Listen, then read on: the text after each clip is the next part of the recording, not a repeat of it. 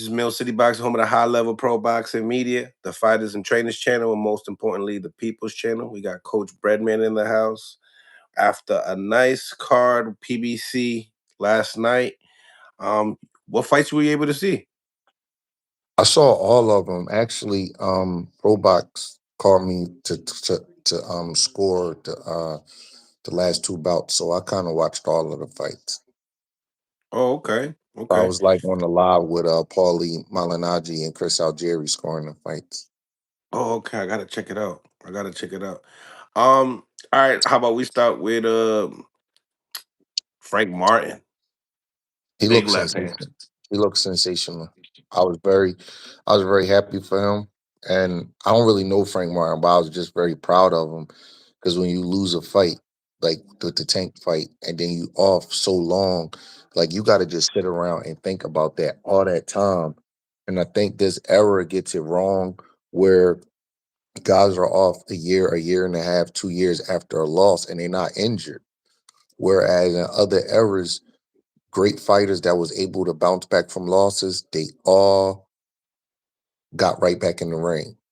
Like the fighters to me who have bounced back the best from like big knockout losses, Tommy Hearns, Terry Norris, and Lennox Lewis. And all of them got something in common. They all jumped right back in the ring within, 5, 6 months of losing. And this era, guys stay off 8, 9 months, a year and a half. I can't even remember the last time Frank Martin fought. You know what I'm saying? Like I think he fought Tank like 2024, maybe. Yeah, It was practically a two really years. long time. So I kind of was like anticipating his return because I thought he was real good. I remember when he beat Michelle Rivera. I'm like, damn, he nice. So I was just happy for him that he was able to come back, get a big knockout win, and then get his career back on track. That was cool.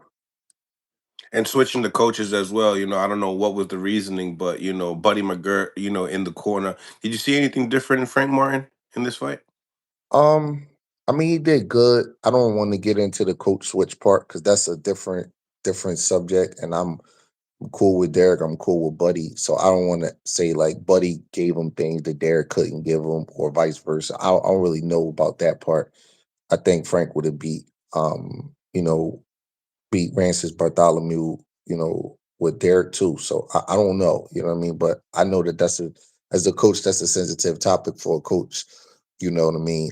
So I'm cool with both guys, and that's just a different story. I don't want, you know what I mean? But he did great. He looked spectacular. That straight left hand was nice. His angles was real good, and like I always tell you when you ask me, sometimes the coach switch is like the the coach gets everything out of the fighter because the fighter is the new pupil. So he want to prove to the coach that I'm worth your time. You know what I mean? He want to prove to the coach like like anything, like look at me, man. You know what I mean? Like when you're going out for a sports team, you diving on the ground, you hustling. You know what I mean? You ever see kids go out for a new football, basketball team?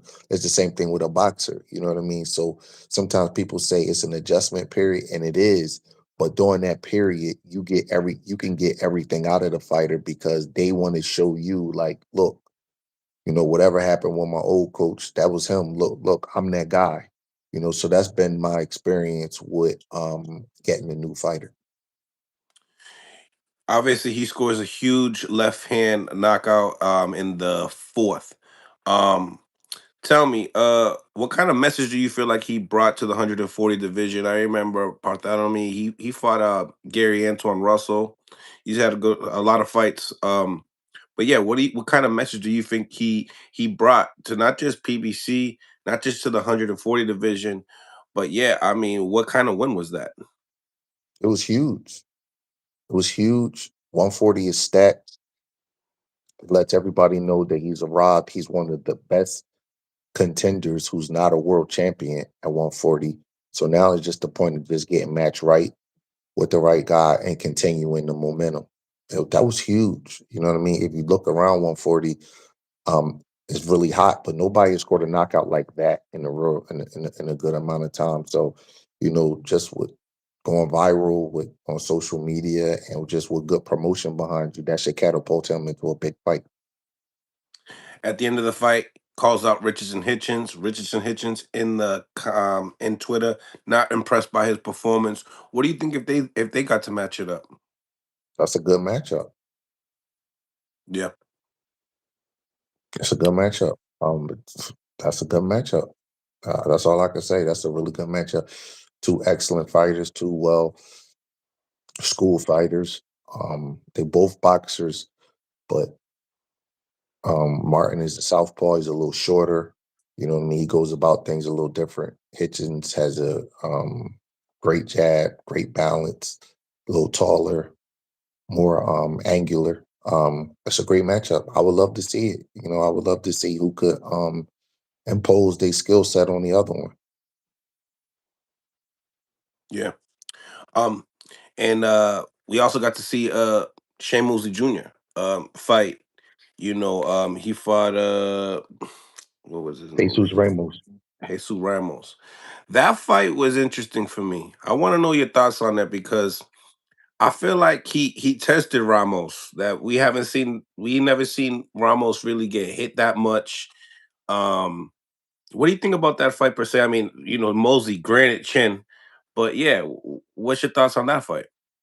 First, I want to give props to Shane Mosley Jr. He got like a late start in boxing, and it's hard to follow a legendary Hall of Fame father because it's natural for everybody to make the comparisons to you to him, and it's kind of unfair, But I'm not gonna say unfair. That's not the right word, but it's a tough road to follow when your father is one of the best lightweights of all time and an all time great Hall of Fame fighter, and you have his name by the way. But you know he's a scrappy dude. I think that sometimes a boxer's strength gets like overlooked. Like I'm gonna give you an example. Like they was calling him a boxer, like he's some kind of like slick boxer. But I'm looking at him, he really not. What he is like a scrappy brawler with an iron chin, with a lot Kind of of like heart. his pops, But his pop is more talented than him. You know what I mean? So it's like his and pop his jumps work out of rate's way higher. yeah, his pop is just a more talented person. You can't help what God gave you. But I was impressed with Mosley Jr. He was scrappy, man. He was in there fighting. He was in Hurting there him. landing. He was hurting them. He was landing right hands. He was doing everything he could, man. I like to see when the guy is squeezing everything he can out of his talent, man. He was fighting. Like I was like, damn, this dude really fighting. But it's crazy because I had him in the gym with Caleb Plant in Vegas, and I was like, damn, he's scrappy. You know what I mean? He's not a huge puncher, but he's rough. He's always slamming into you. He kind of like is a bigger poor man's version of his dad, but his dad is just more dynamic. But when they was saying he was a boxer, I'm like, no, what he is a scrappy like brawler with heart.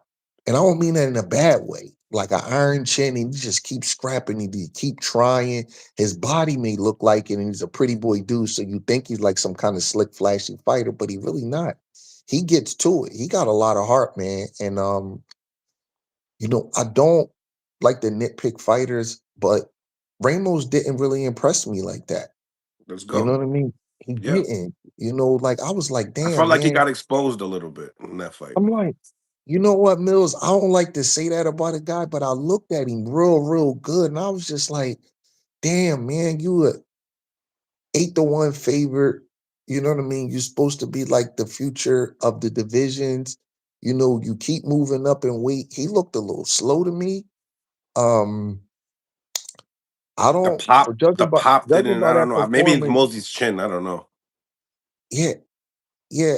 Judging by that performance, I'm looking at Ramos like, why is he still moving up in weight? I remember he started out at like 140 and he's never won a world title. Now he's 20 pounds higher. Like, how much weight do you need? You know, um, going by that fight, I wouldn't favor him to beat Adames. I think Adames would beat him. Like he looked better to me. He looked better than me when he was at 47 and 54. At Hmm. 60, he got like, I don't like to see a young guy. Everybody's not going to be body beautiful, but I don't like to see a young guy with excess baggage on his body. That's usually with an older fighter whose metabolism slow down. That's a 24-year-old man, man, and he just um yeah, like excess baggage on his body. I don't know. Maybe they told him to move up to 160 because 160, is not looked at as like stacked and with so many good fighters at 154. So I get that, but um Less talent. what I wasn't overly impressed. I really wasn't. I'm being totally honest. He's a good fighter. I like Jesus Ramos. I thought he would win the fight, but I was like looking at that fight, like, damn, man. You would expect a little bit more on that stage, considering the circumstances and what they was trying to do for him. He gets an interim belt. He gets to walk into a title shot, and I don't know.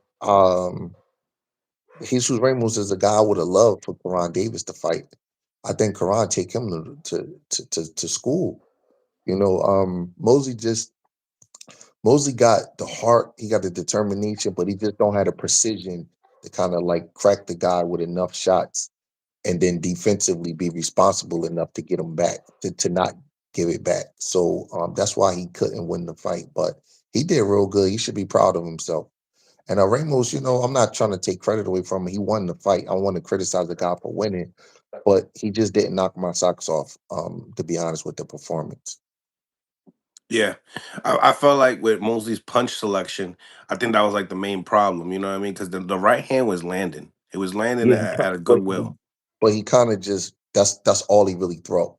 and Yeah, watched his work after that. He didn't yeah, come but back with a hook or nothing. yeah, he kind of just throw the right hand over and he kind of looks like his dad when he throws it, but that's all he really throw. He don't really even jab a lot. You know what I He mean? don't.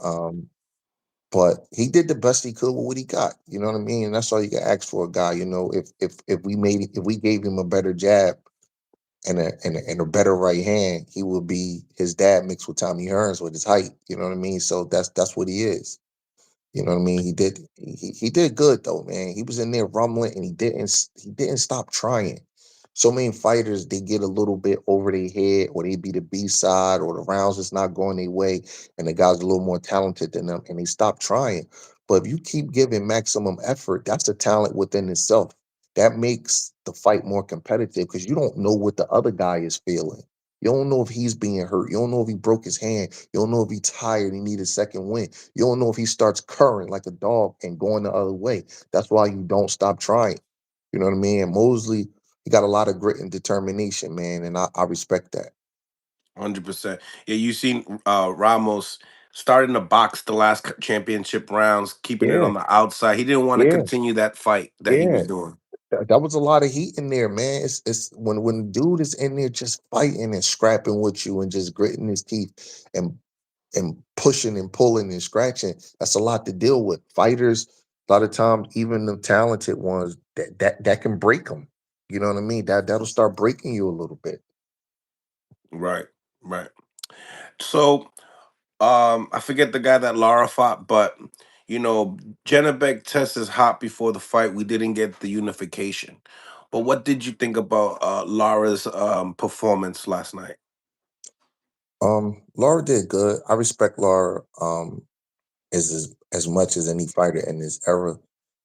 With his longevity, he's had some tough breaks on the scorecards, and He's a his vet. style his style ages well. That's what I'll say. The way his style is, I've always felt that his style ages well. Um, I know Johnny Beck is kicking himself because Laura was definitely beatable last night, and to lose out on that kind of payday and three belts in the division, that needs some clarity is just is huge. Um and to have PEDs in your system where you're looking for your big opportunity against a 42-year-old fighter is just outright embarrassing. It's just disrespectful.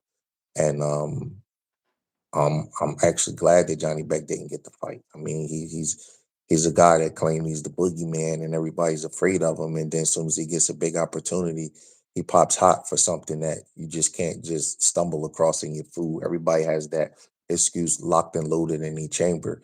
Like they'll whatever they're taking, they'll find a food or a supplement that might have the same thing in it. So in case they get caught, it'd be like, oh, it was the tea, it was my meat, it was this, it was that.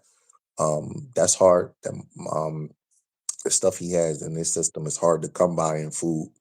So I thought Lara looked beatable, but we got to question everything about Johnny Beck now. I always say the first time you get caught is not probably the first time you did it. That's just the first time you got caught. You know what I mean? They messed up your cycle that time. So that lets you know what he is. You know what I mean? It lets you know everything he's done from now on got to get questioned. We don't even know if he's a real middleweight. You know what I mean? A lot of times these guys is taking this stuff Mills for a simple reason. The weight is a little artificial to them. So in order to have energy throughout camp and be able to be sharp and spar and all of those things and lose weight and have energy the next day and recover, you start taking something to make you feel better. And then um and obviously that's what he was doing. I thought Lara looked decent considering, but Lara's one of those guys. He's never going to like knock your socks off with a performance. He kind of performs about like right here all the time. He's never going to be at a 10, even in his prime. He never was really at a 10, but you never see him at a 5 or a 4 either. You kind of always see him at a 7 and an 8, and he's just smooth, just going in cruise control, and you get what you get. You get a lot of accurate left hands. You get a lot of boxing, and A lot of you get a precise punching. lot of ring control, and that's just what you get. You know what I mean? And that's where he's going to be, and you just got to take it from him. He's not going to give it to you. And I saw the same guy last night. People were saying, "Hey, listen, that the level of opposition that he had wasn't too steep." And we've covered Lara for quite some time now, and you see the age coming in. Listening to Silas in the corner, he's saying, "Stay precise, don't show him too much." The left hand is amazing, though. I mean, anytime he throws it so fast. Don't know if it's going upstairs or downstairs. How much of a threat do you feel like he can possibly be? Leading forward. He's going to be a threat to everybody, but I wouldn't favor him over everybody. Mm. There's guys that I just think that would just outwork him. You know what I mean? You can outwork one. Adamas.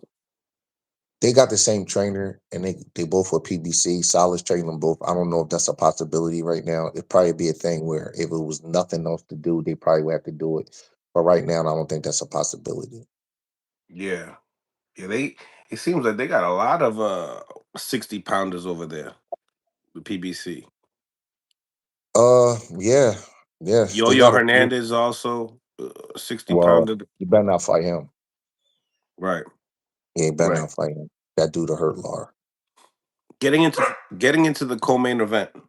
Um Obviously Cool Boy misses weight by 2 pounds. Listening to Joe Guzman in the commentary saying, "Hey, listen, man, if I was his coach, I wouldn't be happy. He's moving up in weight and he's missed 2 pounds." Then he kind of performed. It just seemed like he didn't have an answer throughout the fight. What you think about his performance? What do you think about the 2 pounds? What's your mind wrapped around this? I was very excited for him, because I know him. And one day I was like just thinking, like, damn, there's never been a three division world champion from Philadelphia. Even though we the city that have the most world champions in the US, we've never had a three division world champion. I started like I was just thinking to myself, like, Dad, PBC is missing the boat. That's how they should be promoting this fight. Because Bernard Hopkins, who's the best fighter from Philly, he skipped 168. So he was at 60 and then 75. So he didn't win it. And, our two great fighters of the 80s, Jeff Chandler and Matthew Sa Muhammad, they stayed in one weight division, 75. And Matthew Sa Muhammad was 75 and Jeff Chandler was 118. And Meldrick Taylor and Danny Garcia, both of them won titles at 40 and 47. But Meldrick couldn't win the 54 title, and Danny didn't beat Lara for the title at middleweight. So I was like, damn, Scooter got a chance to do something that nobody in Philly ever had to, not had a chance to do, but nobody in Philly has ever done. And um and when he missed weight, I was like, damn. I was a little bit shocked. I'm not gonna lie. I really was. I was like, damn, 2 pounds. I thought somebody was playing with me when they called me. I was like Scooter miss weight. I was like, get the I want to curse, but I was like, get out of here, man. Ain't no way miss weight. Just move to 130. So I don't know, I don't know what happened. I don't want to give anybody an excuse and I don't want to criticize somebody for doing something if I don't know the whole story. So I want to be How about this respectful to it. piece? How about this piece? People saying, "Wow, they're rewarding him for not making weight and getting that interim title at 135." What's your thoughts on that? The WBC doing that? Um, yeah, I've never seen that before. I don't know what to say about that. I've never seen that before. Scooter's my guy, but that was kind of all I can Nasty. say is I've never seen that happen ever where you get to fight for a world title after missing weight for at another weight division. It may have happened, but I just can't remember it happening. But um, yeah, I heard what Joe Goosen was saying. It's pretty tough. You got a right to feel that way, though. I want to hear what Scooter has to say about the weight and what happened before I say too much. I want to give him respect, but the person we should be talking about was Oshaki Foster. He fought his ass off, and I don't have no problem saying I was wrong. I thought Scooter would win the fight. Oshaki Foster was so hot and cold when I seen him fight. You know what I mean? I was just like, damn, like sometimes he looks good, and then sometimes he looked like he's sleepwalking, but last night, man, he was on. Um, he looked like he was on. His jab was good. He was precise. He looked like he watched the Inouye fight and saw how Inouye put a jab on Scooter, and he just was just constantly jabbing them from both sides. He just was hitting Scooter with long, straight, hard punches. He never really let Scooter get on the inside. And even though Oshaki Foster is the natural 130. Scooter is nasty on the inside. And I was thinking to myself, I've seen Scooter work on the inside a lot in fights. He did it versus Brandon Figueroa, but I've been watching him do that in the gym his whole career. So I was saying to myself, if Scooter get on the inside, he might could be a little bit slick for him in there and, grab him and hit him on the break and keep turning him and change the fight, the direction of the fight. Um, I heard Boozy tell him, to try to get on the inside or back him up. But Oshaki Foster, man, was just on his jab and the way he was controlling the distance and the way he was like countering with just little, like he wasn't really loading up on too much, but he was hitting Scooter just hard enough to say, you're not just coming up in here. And I want to give that brother full props. That was even though I'm from Philly, even though, I got a relationship with Scooter, Oshaki Foster for his ass off. That was a great performance, man. And I gotta give him his props. Sometimes you gotta tip your hat to the other guy. You can't make no excuses. And I'm really objective when I see what, regardless of who I like and who I know. Oshaki Foster for wonderful. Like that's the best I've ever seen him. Um, like, man. And he looked great from both sides. Like he turned southpaw and his jab was working The over there. fourth round. Yeah, it was nasty. Like He looked really good switching, huh? he I really couldn't see like the differences. no, he was equal from both sides, which a lot of guys are not equal from both sides. Like Facts. even the great southpaw, even the great switch guys, they don't be equal. Like Marvin Hagler is better from the southpaw stance. Terence Crawford is better from the southpaw stance. Well, Right. Shockey Foster, like you couldn't even tell. I know. I'm like, damn, like he was bad, man. He that was a great performance. That's all I could say is that was a great performance, and hopefully he could just be more consistent throughout his career. Because it was a couple fights ago, I was like, damn, man, like what's wrong with him? Even one guy, the Mexican guy, I forget his name. That guy was winning the whole fight, and then he had to come back in the 12th round and win the Fourth fight. round. So Yeah. he's like a little inconsistent, man. Um, but last night, bro, if that guy shows up, he's the best 130 pounder in the world.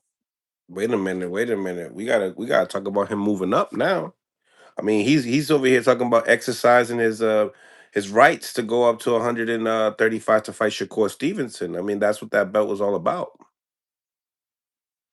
Oh, wait. Um, wait. The So WBC interim. so Oshaki Foster is fighting Shakur Stevenson He's next? he wants to fight Shakur after he fights Tio. Oh, I didn't know that. I didn't know he was moving up. I don't know if he could beat Shakur, but he's a he, that's a good challenge. I wouldn't favor him over Shakur. I would favor him over the other guys at 130. I didn't know he was, that was a fight for Shakur. I think he'd probably be a little bit more dominant at 130. Shakur is a different animal, but I respect him for challenging themselves. All right, going back to the fight, I completely agree with you with the distance control. Everything that Oshaki did very well, right? But a lot of people were even looking at it like Oshaki might have played it a little safe and could have probably stopped him just by the results of the 12th round, how it was looking. What would you say about that? Um, I don't want to criticize him. I thought he fought pretty much a perfect fight. You know what I mean? Yeah. He probably did what he trained to do, did what his corner told him to do. Maybe he could have stepped on it a little bit more, but that was such a good performance. It's not worth to criticize that. He won every round from a world class elite fighter. So Foster did his thing. No, nobody could anybody want to criticize that. They just nitpicking. Foster fought a great fight. You're not gonna stop everybody. Mm-hmm. Mm-hmm. Going back to the styles of Shakur and Foster. I mean, Foster shows some good distance control, but then you got Shakur that is pretty much a master at that. If that fight was to play out, right? People look at the resume of Shakur. He fought the De Los Santos fight, and we all know De Los Santos top level guy showed a little wrinkles in his game. Could Shockey do anything that De Los Santos did? And then also a question for you: do you feel like Shockey is a boxer puncher in your eyes, or do you feel like he's just a straight boxer? I think he's a boxer puncher. I don't think, but I think he's very, very physically strong, and he has like them hard hands. Some guys got like explosive hands where they hit you and they put you to sleep, and then some Mhm. guys got kind of hard hands where they don't have the highest KO percentages, but when they hit you, you feeling it, and they like beating you up, and they like let you know like you don't want to keep taking this all night. I think he has those kind of hands. I looked at Scooter's face, and he was like discouraging him. He was like busting them up a little bit. um, I would not favor Oshaki Foster against Shakur, but I'm not going to disrespect Oshaki Foster and say he can't win. That's how I am with the fight. I favor Shakur. I don't know, it's going to be very difficult to be smaller than Shakur and coming up and beating him because you got to like like some kind of like just that dense body weight and just physical strength on him to just complete if it's really hard to outbox him. So I don't Oshaki Foster could box his ass off, but I don't know if he could box at the level of being able to outbox Shakur Stevenson. You know what I'm saying? So that's a different level of boxing. So So he would you have to have to take it to Shakur a different way. I think he might have to take it to Shakur a different way. I agree. So, you know what I mean? So I don't know if he can do that. That's a big act. Shakur is special. But obviously he must see something in Shakur if he want to fight. So, man, you know where I stand. Guys want to fight, let them fight. I want to see big fights. So I wouldn't favor him, but I wouldn't just count him out because he's you know, he just came off a great performance and he got a right to get better. But there does seem to be levels, and I think that Shakur is one of the best 10 fighters in the world. And I don't know if he can fight. But listen, we talking about that. Shakur got to fight versus Teofimo Lopez. They got to figure that out before we can talk about Oshaki Foster. I didn't know that Oshaki Foster and Shakur was even next when talked about, but he got a big fight, man. So we can't. Teofimo Lopez is a major challenge. Shakur got, I'm sure his eyes is set on that. Now that we're talking about it, we might as well, dive in a little bit more. I mean, Tio saying, "Hey, I'm gonna get Shakur out of there at 9." Shakur, really confident in this fight. What do you think? Like, as far as this fight, when it comes to the competition, people are saying this is the leaders of the new school. What do you think? Do you feel like that's exactly what this is? The leaders of the new school. Um, like the new school of like the era that just came in, Like like Crawford's the about guys. to leave, Tank's about to leave, the type Okay. of deal. Yeah, they two of them. You know what I mean? They're two of them, but you can't discount Bam Rodriguez, David Benavidez, Jerron Ennis, Devin Haney. So they're amongst them. I don't want to say that they're the exact two because those guys have something to say. We kind of like wait till their careers shake out. We gotta like see what's going on. See where everybody is going, everybody's direction, who keeps accomplishing the most. But David Benavidez, Bam Rodriguez, Boots Ennis, Devin Haney, they all gonna have something to say about that. You know what I'm saying? Everybody's still going. So we gotta just see. I don't want to say those two are the leaders. I'll say they're amongst the leaders of the new school. Well, even with that being said, Red Brett, I mean, when you're a leader, you got to show that you're the best, right? You got to show Mhm. that you're fighting the best as well, and at their primes as well. So if we don't get these guys that are fighting the people at their primes, I mean, we see that David wants to fight Zordo Ramirez and cruiserweight. Don't necessarily know what direction he's really going at, and that's kind of where I'm at with the leaders of the new school. Actually, like the best guys fighting each other to be able to dictate what's going to happen in the future. I don't disagree with what you're saying, but I still think we just got to see. Like, this is Shakur's first huge super fight against an elite guy. Teofimo has two of them versus Josh Taylor and Vasil Lomachenko. So this is Shakur's first one. David has had a couple. Bam seems to be fighting the best guy in front of him all the time. Boots has been a little unfortunate with his matchmaking, but maybe he'll get the Virgil fight. Devin has had that in front of him a few times. If we're being honest, I would say that Devin and Bam probably have had the stiffest competition out of the leaders of the new school, so to speak. I like it. So we got to see, like, you know what I mean. Like, I just when you young, Russell Peltz, the Hall of Fame promoter from Philadelphia, always used to tell me, um, Steven, don't rate a fighter's career till it's over with. You never know how it goes. So, you know what I mean? I always think that in the back of my head. Sometimes you might speak a little bit too soon. So let's just see. We see fighters, Mills. I'm not going to say a name, but I've seen fighters, right, who was lining them up when they was 21, 22, 23. They was hungry. They wanted to fight everybody. As soon as they got a little money, they got spoiled. Then they wanted to be businessmen and not challenge themselves no more. And then they waited long, right? They waited years to challenge themselves. Every fight they had, they was the favorite in. They always had everything going for them on their on the momentum in the A side was always on their back. And then they had to step up and challenge themselves again. And then they fell apart because you want to test yourself in boxing. You don't want to keep fighting a certain level and then they throw you in the wolves and your mind and your body is just not ready and prepared to go there because you haven't done it in so long. I've seen that with a fighter I know pretty well. Again, I'm not going to say no names, but I watched him fight tough fights in the early part of his career, and then he didn't want to fight nobody for years and years and years, and then he threw him in tough and he just fell apart. You know what I mean? So you got to see how these guys act when they Yeah, I become the see that in A. fighters too.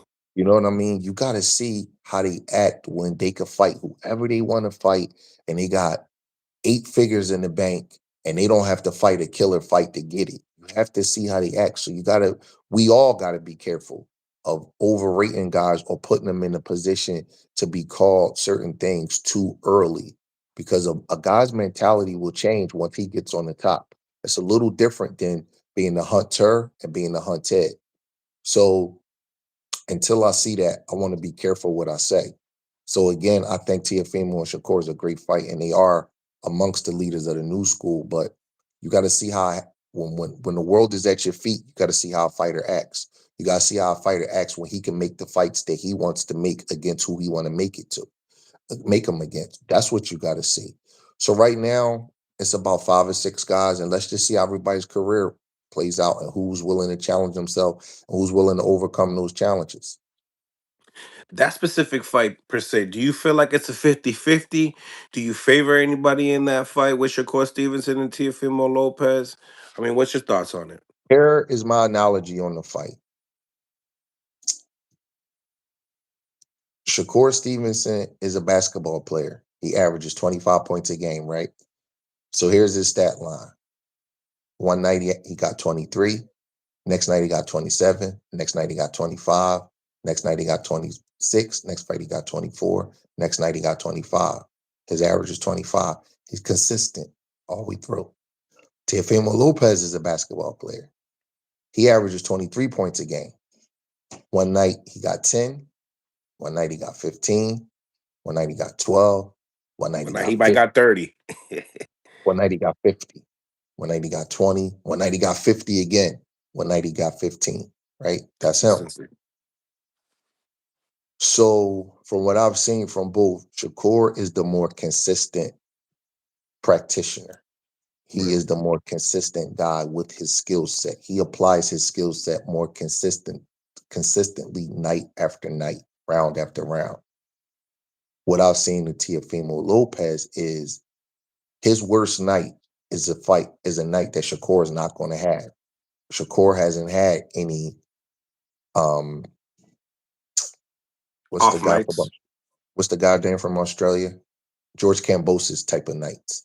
He don't Right. have those nights. He hasn't had any Jermaine Ortiz nights. But the night that Teofimo had against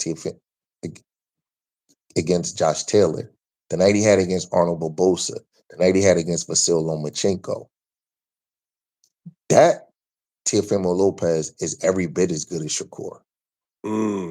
Everyone's saying that. You know what I'm saying? Teofimo Lopez is inconsistent, but he consistently fights his best on his best night against his biggest challenges. And I make Shakur a slight favor, but I don't rule out Teofimo Lopez in this fight because of that.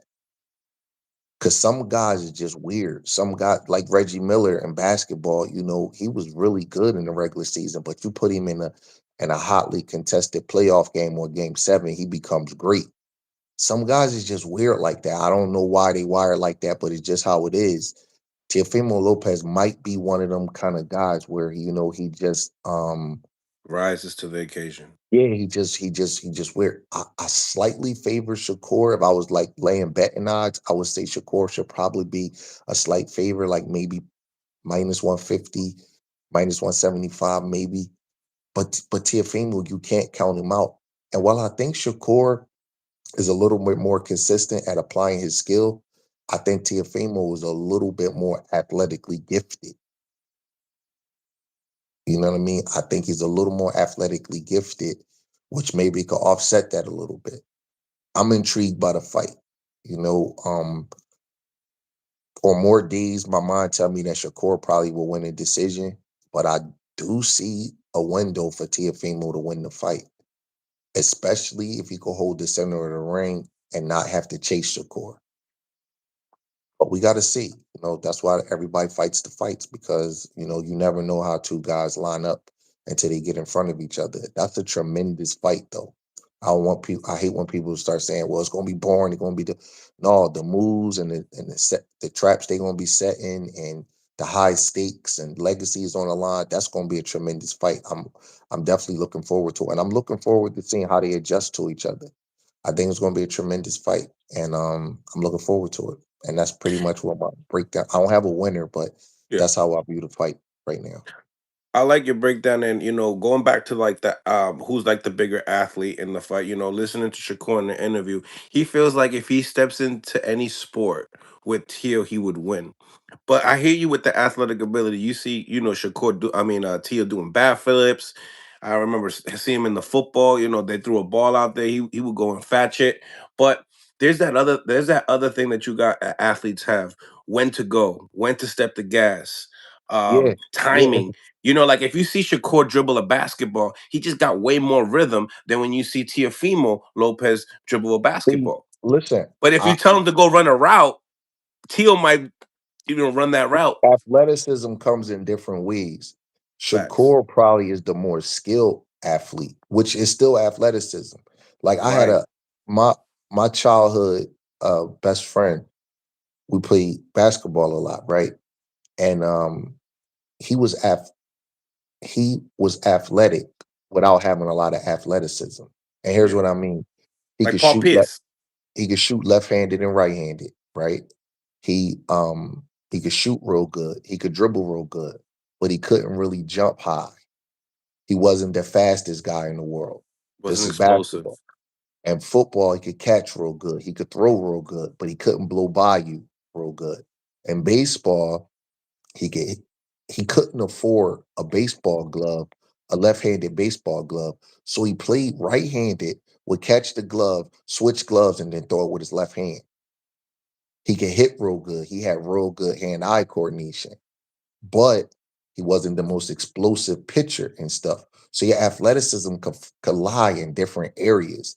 You Yeah. might not have the most physicality, but you could have the hand-eye coordination and the skill set. And we Right. always look at athleticism from running, jumping, and things like that, but it's Right. more to it than that. So Shakur might be the more sublime athlete. Like I said, his skill set is more consistent. Teofimo might be the more twitchy athlete where he can run, he can jump, he's quicker. His muscle fibers are a little bit faster. I'm like that. It's like First that with step. my His first step is gonna be crazy. yes. It's like that with my kids. Like my daughter can beat my son in running. She's a faster, stronger person. She's more explosive. His body hasn't matured Matured. like that the way hers is. She's 15 months older than him. But if they play flag football or they play basketball, his handle is better. He could stop and start better. He could cut better. But if you put her in a straight line and say who can move this object more than the other one, or who could beat this person in a linear race, she beats him. She's a freak in that way. And he's a freaky in his way. He could hit a baseball left-handed, he could hit a baseball right-handed. His He could crossovers coming in different than hers. way better. His handle was way better than hers. His hand-eye coordination is way better than hers. He could catch way better than her. But put her in a straight line and tell her to go to that spot, and she's much more explosive than he is. So athleticism goes in a lot of different ways. And 100. the core may have the better coordinated athleticism with his hand-eye coordination and things like that. But Teofimo seems to be the more twitchy, athletically gifted athlete in terms of explosiveness and power and just flat out speed. Like I never seen him run, but I would guess if you had to run 100 meters, Teofimo will probably win the race. You know what I mean? Where Shakur probably is better with hand-eye coordination stuff. But we Yeah. gotta see. You know what I mean? I I love the agree. matchup. It's like with football. It's like you could run the straight route, but can you juke? You know what I mean? You That got it. juke is a You little got it. different. Can you It'll stop in get you this? that space that you need. You got it. It's different kinds of athleticism, but we only equate it with vertical and running and If you're not jumping. an athlete or a coach, it's gonna be hard to understand what you're talking about. Yeah, You know what I mean? I get it, bro. Trust me, I get it. I understand exactly what you mean. I understand, and that's why this fight is intriguing to me because Tio does have some advantages in some areas of athleticism. I think he's a little more twitchy, a little bit more explosive, a little bit faster to get into his spots. But Shakur's the more skilled person, so we got to see.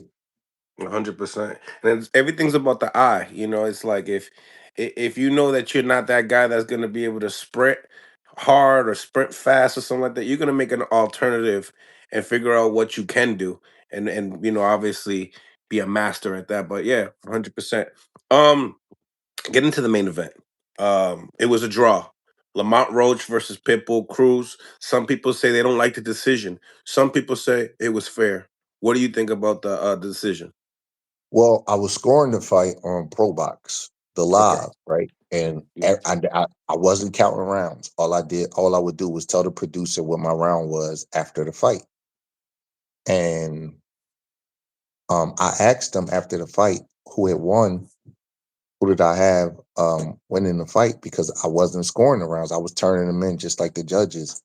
And I scored it a draw. It was weird because I thought Roach had won, but a lot of the earlier rounds went to Cruz. And Hmm. sometimes, we could we discount the earlier rounds. We remember the last thing that we saw. I literally, if you would have asked me who I thought won the fight, that's why I always say if I don't have a pen and pad, I don't like to get my scorecard on close fights because I thought Roach had won the fight. And when the producers told me, I still haven't counted my rounds, but the producers told me that I scored it a draw. I was like, damn. But I did have a funny feeling that it was going to be a draw towards the midway point of the fight because Roach got that kind of style where he's sharp and he's real skilled, but he's not like overly dominant. Bodu Jack was like that. Lara is a little bit like that, where they don't have a lot of separation in the way they apply themselves. And sometimes, it's hard for judges to score their fight because it's a lot of swing rounds. The round that Cruz started boxing, it was weird. I thought he won that round. I go back to that round because people probably think Roach won the round. And if I got a chance to score it again, I probably would score for Roach. But the judges don't have that luxury. You gotta give your scorecard within a couple seconds after the round is over and get ready for the next round. And I kind of got to live like a judge last night, and I was surprised at myself that I scored the fight a draw. But going by that, it wasn't a robbery. It was a close fight. It could have went either way. I feel gutted for Lamont Roach. I really like him and his dad, and I would like to see him get a break. But that's the scorecard I came up with, and trust me, bro, it's come totally objective. If I'm gonna be fair and honest, I wanted Lamont Roach to win. You know what I mean? I did. I honestly wanted him to win. I was surprised I came up with that scorecard, but that's what it is. And I'm not going to go back on it, and I can't go back on it. Unfortunately for Lamont, he got two draws in a row. Tell me, at the end of the fight, Pitbull Cruz felt like that point adduction was not fair. If they do a rematch, he was an advocate saying we don't want that same referee. Do you feel like that was a fair to take that point away from Cruz? I didn't like that point because he hit Lamont in the butt. It wasn't that bad of a shot. He really wasn't getting warned for it. But let me say this: he was headbutting Lamont on purpose, and a couple of times he jumped into him. And when you hold on one second, let me ask my what time is it? It's 10-14. Oh, okay. Get ready to get Andres up. Yeah. Mhm. Um.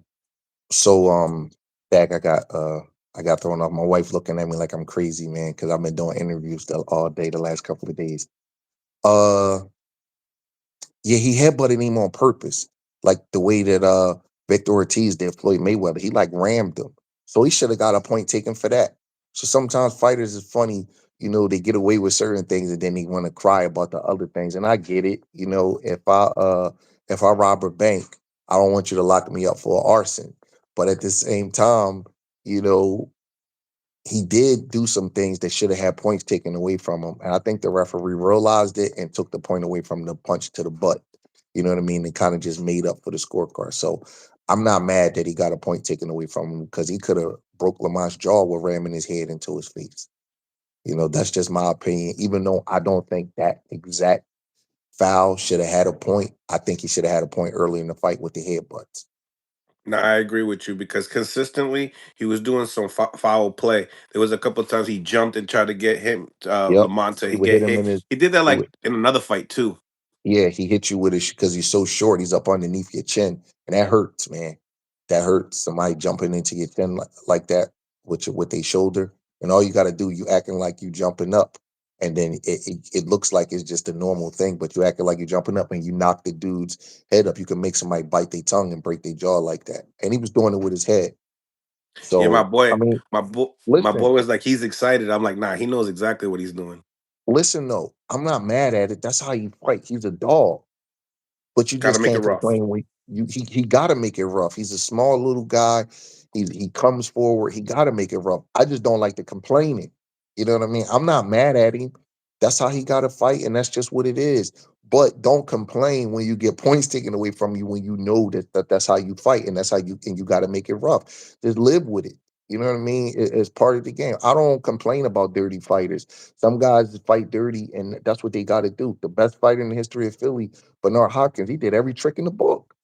You know what I mean? It's part of the game. Just don't complain when the ref catch you doing it. You know what I mean? That's all. But Yeah. it was about a drawish fight, man. Good fight. Good fight. Tell me, he drops Lamont what in the third round, second round? What's your what's your Second thoughts or when that third. happens? That was a real knockdown. If your glove touched the canvas, it's a knockdown. Hmm. That was a real knockdown. Do you feel like the point deduction was like really the difference maker in this fight? Um, technically, it probably is because it was a draw, so 1 point could cost you the fight. But both guys could look back and think of things they could have did better. Lamont could have jabbed more. You know what I mean? He could have did better with that. He could have jabbed more. He could have got off to a better start. Lamont didn't get off to a good start. Right. When sometimes you just got to look at yourself in the mirror and say, what could I have done to be better? Lamont didn't use his jab enough. He didn't really start getting cooking to maybe the fourth or fifth round, so he gave up an early lead. Um, Not gave up an early lead, but he let Cruz get out to an early lead, and Cruz got a little tired. You know what I mean? He took his foot off the gas towards the middle of the fight. So both guys could have did better in certain spots. It was a close fight, and I don't think the judges got it horribly wrong. Put it that way. The referee may it could have been better, but it was a close fight, and both guys could have did little things more. Did you get confused or did you feel like it was a good game plan? And Cruz, I believe in the last couple of rounds, he started boxing and moving around a lot. Do you feel like that played in his factor? I mean, I know you said something about I think he might have won one of those rounds, but do you feel like I don't know, he kind of got off the game plan with that? But say that one more time. Do you feel like those last? I think it was like round nine. I think 10 and 11. He starts moving around in circles, trying to box, doing a little boxing, but not in his character, not what we used to see in Think Pitbull I Cruz think doing. he got tired.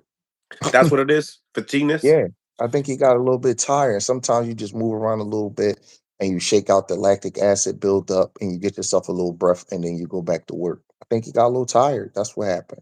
Lamont started putting some pressure on him and started landing some nice little shots and was landing a good left hook. I think he got a little tired. Um, Before the fight starts, Gary Antoine Russell, very adamant. He showed up to the fight, very adamant to wanting to fight Lamont Roach. Um, What do you think about that? Obviously the DMV area is very hype about it. Um, but yeah, Antoine Russell style versus Roach's style. What you think? Um, I underestimated Lamont Roach against Tank. I did. I'll be the first person to admit it. I did not see that coming against Tank. But I don't know if he could just like he was a 30-pound champ. He fights Tank at 35. Now he's at 40. Gary Antoine Russell might be the best 40-pounder in the world. We don't know, but he looks like he could be that to me. I don't know if Lamont is that special to go from 30 to 40 and beat the best 40-pounder in the world. We kind of take the weight jumping for granted. Lamont is a really good fighter. He's very skilled, but I don't know if he got the natural athleticism and dynamics to his style to beat the best 40-pounder in the world. You know what I'm saying? That's not a common thing. Like the best 30-pounder in the world now is Shaki Foster since he left. Would anybody favor him to beat any of the best 40-pounders in the world? I don't believe so. You know what I mean? And I don't want to underestimate Lamont, but I just look at that like he probably should be. I know you got to move up to take the Tank fight. I get that. It's too big of an opportunity. It's too much money involved. But I don't know if he should be fighting the best 40-pounders in the world. And we expect him to win. He got to do what he got to do for his family and his money and things like that. You got to secure your future in boxing. But I wouldn't favor him over Gary Antoine Russell. Mm. That's Um, just me being honest. this fight was for the interim WBC interim title, which they're going to be fighting. The real title will be January 10th against Subir Matias versus Dalton Smith. Got to obviously get your thoughts on Is that him fight still test. going on? Yes, it is. He tested under the amount that was supposed to be.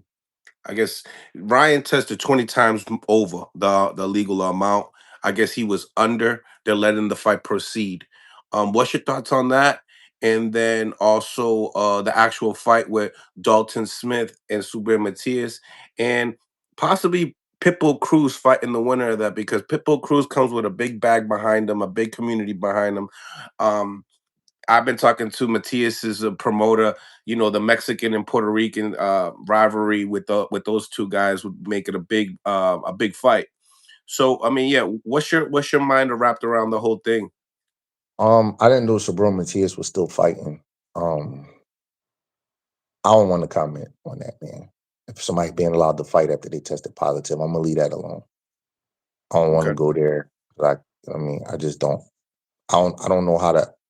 I don't even know how to comment on it because you don't know what's like how long it was in the system. You know what I mean? Like you don't know when you're dealing with. Once you test positive for a PED in a sport, everything you do has to be looked at through a different type of lens. And that's just how it is. I know we're in a forgiving world and people get second chances, but you still gotta look and wonder. He just tested positive for a drug they're not supposed to have in the system. Now he's still being allowed to fight. So I can't really say what's gonna happen in the fight because people take PEDs for a reason. So I'm just gonna leave it alone. When people say tainted substance, they also say Mills. When they say tainted substance, that means that the substance was never in their body to begin with. What would you say about that? Uh, I'm not coming. I'm gonna say this. I think that the goalposts keep getting moved on these tests. And we're trying to prove culpability now. Did he know? You you can't get into that. The test is positive or it's negative. That's it. And if you test positive, you test positive. Test negative, that's what you should be doing. I don't want to get into it was tainted, the levels and all this kind of stuff because guys are microdosing. And when you microdose, you don't want a lot in your system anyway because you want to be able to flush it out. That's the whole point of microdosing. So you put a little bit in your system at a time so you get the benefits and then you get to shake it out very quickly so you could pass your tests. So when people say, well, he didn't have that much, he had enough for it to test positive. But I don't like getting into these kind of conversations because a lot of people don't understand it. They don't understand what's going on and they don't know.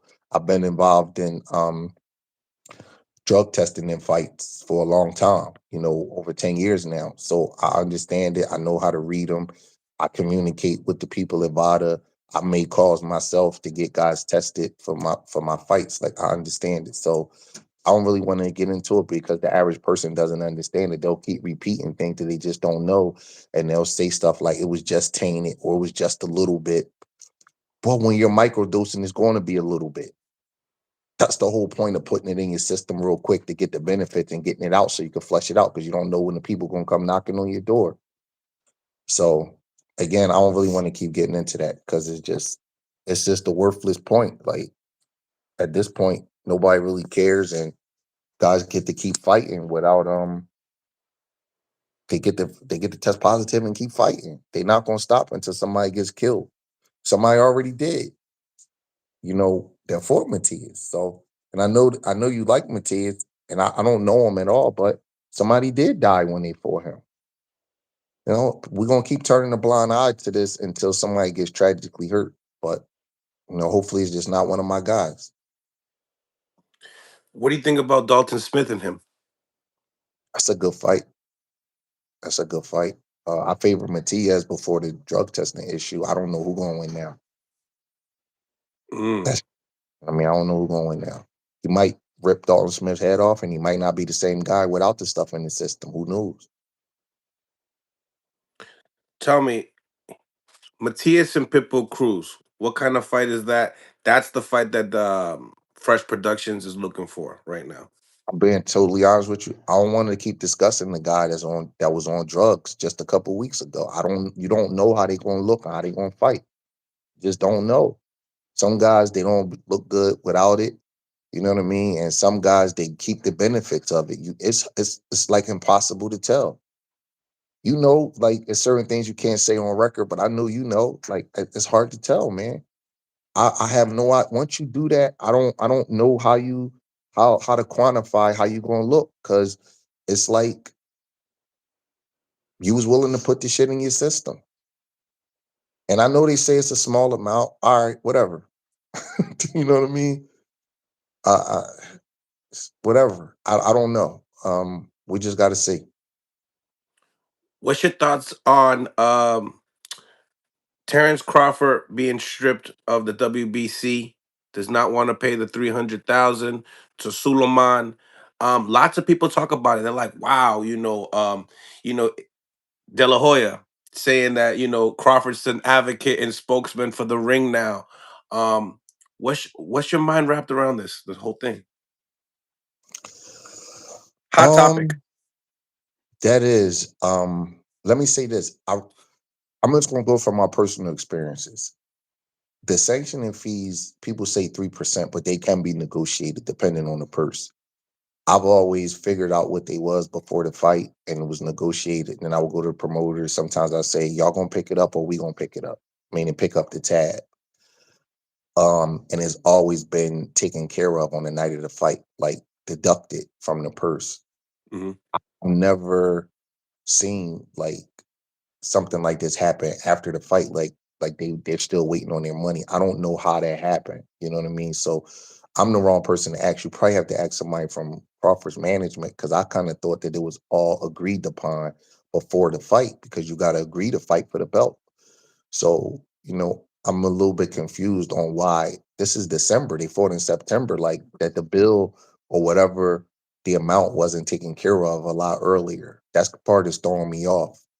Um, so without knowing full details, it's hard for me to comment on too much. But I do respect Crawford because a lot of fighters can't speak up for themselves, and he obviously thinks he's right. So I just respect the fact that he's taking up for himself. I don't know who's right or wrong, but sometimes fighters just got to just sit and they just got to eat stuff. Where Crawford is in such a great position where he's 38. He's probably, he doesn't have to fight for the WBC belt anymore. He's made his money. He could say and do what he wants. So I respect the fact that he's fighting for himself because a lot of fighters can't fight for themselves.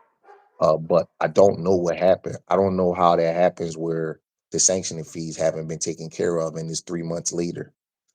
I'm curious to know like what was agreed upon because usually if you don't agree upon it, you don't get to fight for the belt.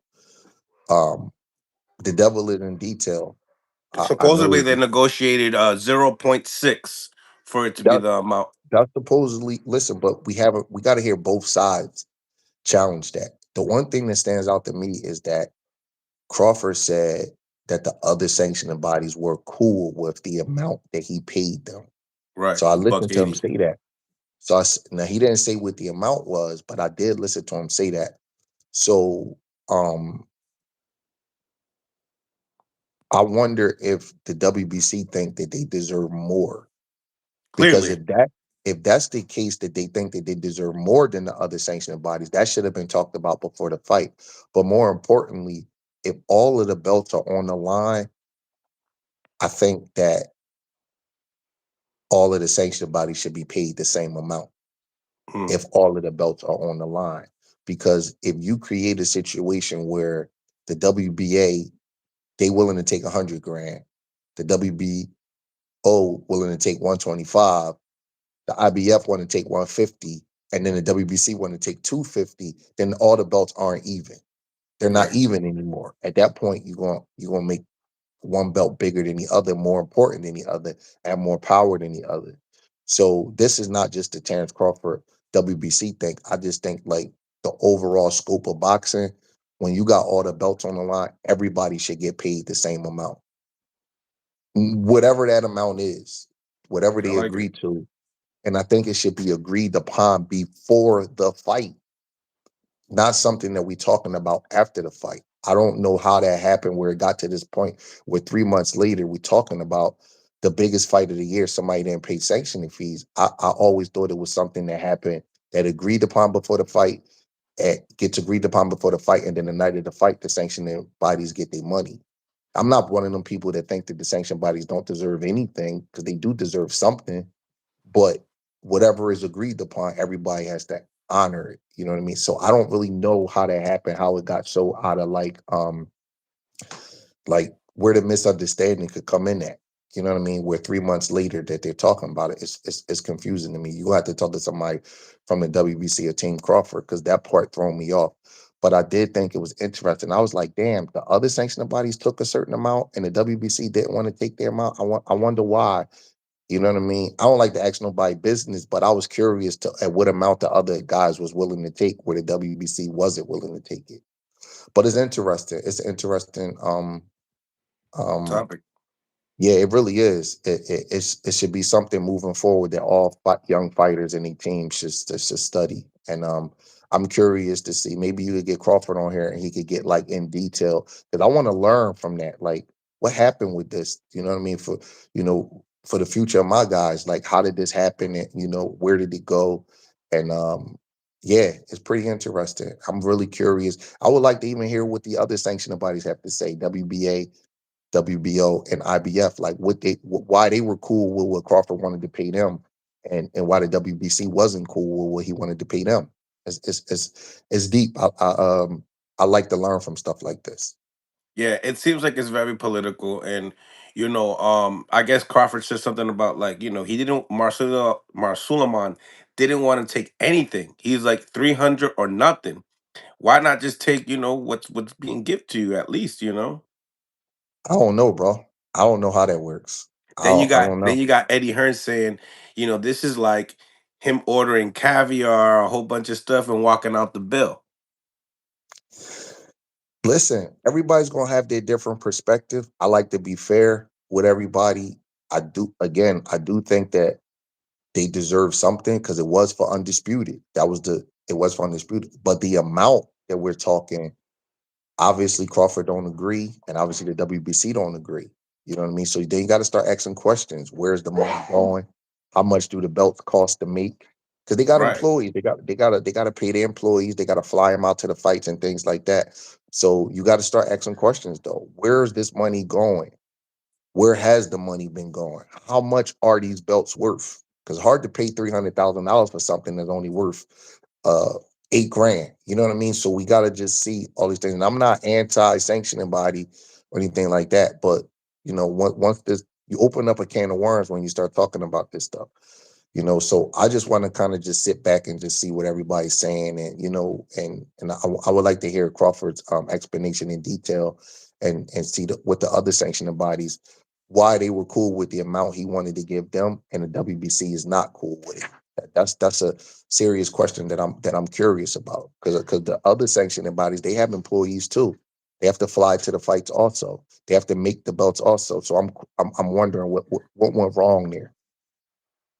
Yeah, yeah, because I do remember Bud saying, what makes the WBC better than all the other sanctioning bodies and whatnot. So yeah, he definitely mentioned that in his live the other day. And you're right, there's so much bills that come with it. They have a WBC building. They those bills need to get paid as well. Hmm. Um, Hmm. Touchy subject because every time you see big paydays, this topic comes back. I don't know if you remember. Errol Spence mentioned this before. Where are these fees going? He was getting paid big money back in the day. One of the probably the biggest money as a welterweight back in the day, and he had lots to say about it too. So it seems to me that when it comes down to these new, like these big amounts of money, people want to talk about a percentage, but instead, like maybe it's like you're signing something that's like a 0.6. It don't sound like as much, but then when you see the actual number, it is 0.6% is a lot for off of 50 million. right. So You maybe know what they I'm saying? signed it and it was like, yeah, whatever. It's only But 0.6. I'm gonna tell you this though, Mills. Um, Sanctioning fees can be negotiated because I've Yeah, negotiated. Mayweather did it a Yeah, lot. all of them are not 3%. I never had a guy make nowhere near the money Crawford or Mayweather did. They can be negotiated. So again, I don't know how it got this far. I'm just going. That's the number one thing that I'm gonna say. Like, how did it get to a point where 3 months later this hasn't been settled? Because I've always talked about it before the fights. I will call and be like, "Yo, how much the sanctioning fees going to be? Can we get the number down a little bit? Can we, you know what I mean? Like that's something that I was proactive with. I don't know how it got this bad this long after the fight because I all has never been an issue. Like I've always like I wanted to know what the bottom dollar or what the amount that my fighter was coming home with. So it's something that I asked early. You know what I mean? So I'm just curious. You know what I mean? Crawford is a shrewd businessman, and he's at the top of the game where it comes down to the money that he's made and things like that. And I'm just curious, like how this happened. I really want to like sit back and just. I don't watch the internet or anything, but I want to like learn what happened with this situation so I could be better moving forward.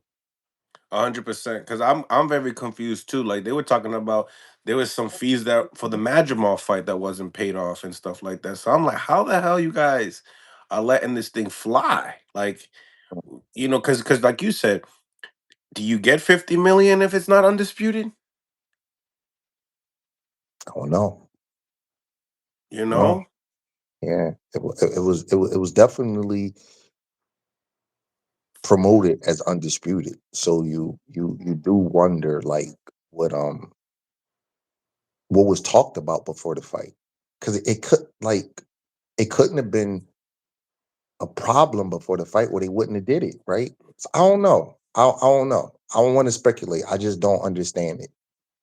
And then De La Hoya comes in with his a clap back, and it just seems like it's just so much politics in this, with the belts now. Now that Turkey's involved and he's, looking at the ring belt as, the top belt, but De La also Hoya that's a had a belt that doesn't have mandatories as De La well. Hoya had a clap back towards Crawford. Yes, he had talking about how this is not how champions, you know, this is how champions do not act, and that he was basically telling what Suleiman really does for the fighters. Sometimes with some of the fighters that go broke, he kind of helps them out. Some people like, yeah, but that's only Mexican fighters, or so it gets real messy, right? But we talk about the titles, right? The WBC, the WBA, WBO, IBF, like people they're saying that Turkey Al Sheikh is making it seem like the ring is above all of those, and maybe he had something to do with this as far as telling Terrence be the spokesman of the Ring magazine, and let's change boxing when it comes to that. What do you think? Do you feel like it's starting to turn into that? Um, I don't know. I don't know. Let's see. Let's give it some time. They still new. Let's see how long this could last. Let's see. We always have like a big company get in the boxing, and then the next thing things move a little bit. So let's just see how things turn. I don't want to. Turkey always she's been putting on some big fights, so I got to respect that. You know what I mean. But I also am a boxing purist. I just love boxing in general. So let's see. You know what I mean? Let's give him a chance to see how he keeps moving forward, and if the sport keeps progressing. Charlo talked about, wanting to mix it up with Caleb. He says it's about that time. What do you think about the matchup per se? Uh, I don't know, man. I'm not training Caleb anymore, so Right. I can't. I don't know. If, That's a that's all I prediction you can. want to stay away from. It's not that I want to stay away from it. I just don't know how he's going to respond to the loss with Resendez, and respond to being in a new situation. And I don't know. We had three really good camps together and three good performances. I really don't know what happened in the last camp. All I can say is that, if he's back to what he did in the first three camps I had with him with Darrell, Benavidez, and McCumbee, it should be a great fight. Obviously, he's going to have to raise his level from the Resendez camp, or, it'll be a tough night for him. So we just got to see. Absolutely, absolutely. Well, Coach Breadman, I really appreciate your time, man. What's next for you? Just in the gym with Ron Peterson, man, and my other young Seen him in the guys. Porterway. Saying where? Seen him on the Porterway podcast. Oh, did you? Okay, yeah. He was in camp with Laura actually, because Laura thought he was getting ready for Johnny Beck. So I got him in camp with Laura because he's a big southpaw. Fire. And yeah, just getting ready for him, trying to get his new dates, and he's in the gym along with my other guys, and just working, man. I like being in. Did they ask for Chiron, or you just No, did they Karan's ask not a for southpaw. Oh, Karan's that's not a right. That's southpaw. right. That's Johnny right. Beck is a southpaw, and Iran is a southpaw. Karan is orthodox. So um, yeah. So he just got out of camp with Laura. His butt wasn't running and nothing out there, so I'm a little mad at him for that. But he's back at it now. He's getting in shape, and he's ready to go. Hopefully, we get a date from him real soon, along with my other guys, Lonzo Neal and Sean McCalman. He has a fight coming up. We got to get a date for him. And I'm just working, man. I like being in the mud with my guys, man. People in the comments here, Chiron may fight Laura and win. What's your thoughts? I think he would beat Laura, but they not gonna give Karan that chance, man. And if they do, it's gonna be on short notice. But that's just the story of his career. I Let's just take it keep short it. notice. Let's take it. Yeah. Well, it's cool to take short notice if you got, but you got to be in great shape. You got to be in shape all year round to take short notice. But you know, Sure, you having conversations with Chiron about that. you know what? To be honest with you, Karan, like my son, I done had all the conversations in the world with him about certain things. You know what I mean? He just got to just know what to do at this If it point. sticks, if it doesn't, this is what it is. Yeah, you know what I mean. At a certain point, you just got to have it within you to do it. I want to keep talking to my till I turn blue in the face. He knows that he's the kind of guy that's dangerous, and nobody's gonna give him a full chance. So that's up to him whether he want to give himself the best chance to win or not. Right, right. Well, Coach, I really appreciate your time. I know that you got a basketball tournament ahead too. Yeah, I So, do, man. I gotta get my son ready, man. We got a tough game today. man, well, good luck on the game, and I really appreciate your time as well. Yep. All right, bro. Later. Stay blessed, brother. Yeah. Have a good game today. Smash Yep. the like button, y'all. Subscribe to the channel if you guys haven't subscribed to the channel. Yeah, we're gonna be having the call-ins right now. So if you guys want to come on, talk your talk, it's about that time. All right. Um, smash a like button. Subscribe to the channel if you guys haven't subscribed yet. Once again, and we're gonna get the call-ins right now. Okay. So if you guys want to come, chop it up. Let me know your thoughts on the fights last night. We live on Instagram Live. Make sure you press join and say, Mills, we trying to top it up, chop it up, chop it up. Shout out to the guy, GHBTV in the building, calling the draw ahead of time. Man, talk to me, G. You like the fights last night? Yeah, they was all right. The first two fights I wasn't really too excited about, but the second two was good fights. All right, so you want to jump right into let's talk about Frank Martin though. Yeah, Frank Martin did his thing. Yeah. What you think about big left hand and what you think he did, as far as a message at 140 pounds with that performance? I mean, he definitely let everybody know he in the building. You know what I'm saying? Rancis Bartholomew is an older Cuban fighter, you know what I mean? Basic, but he's been a challenge for guys in the past. You know what I mean? He's been giving guys trouble, so it's not like we can count him out. Frank boxed pretty smooth. He showed some athleticism, you know what I mean, some agility. And when he placed that left hand, it was beautiful. Got him up out of there. You know what I mean? 100%. He calls out Richardson Hitchens. What do Yeah. you think? I mean, that's where he should be. He should be on that level. Can he beat those guys? I don't know, but that's definitely his level. Do you really feel like he's a real 140 pounder? I mean, he did talk about, being weight drained against the Javante Tank Davis for his big mega fight. But how do you feel like he settles in at 140 pounds? That's where he need to be. I mean, 140. You got to remember, these guys is grown men, and I say this all the time. They walking around the average of 170 pounds, 170, 180 pounds. They only, working themselves down to 140 pounds or 35 pounds and shit like that. They don't walk at that weight every day. So, you know what I mean? Fighting wise, yeah, the 140 is perfect for Frank, for his height, you know what I mean, his frame, everything else. Who do you think wins, Richardson Hitchens or him? I don't think it's gonna happen next, but I don't know, man. Hitchens got one of them styles, man. Just you gotta be patient and you gotta be active at the same time. That sounds crazy, but that's what you gotta be to beat a guy like Richardson Hitchens.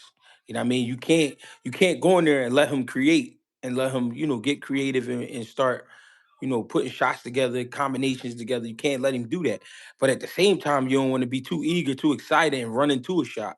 You know what I'm saying? So you gotta, you gotta take what it is. Gotta take for what it is. Gotta bring your skills to the fight. talk about the skills. I mean, he had Buddy McGirt in his corner this time around instead of Yeah. Derrick James. Did you see any differences? Yeah, he was just being more relaxed. He was being himself. He wasn't really trying to stick to a certain style. He was just having fun. You know what I mean? He was in there working on his game. You know what I mean? He was in there with a guy he knew he could beat, but still was a challenge, but he knew he could beat him. So, you know what I mean? It put him in a comfort zone. He was in a comfort zone where, you know what I mean, he was just working on his game. He got, he was getting his shit off. Right, right. Um, Getting into the co-main event, Yeah. Cool Boy Steph versus Oshaki Foster. Yeah. What's your thoughts on the fight?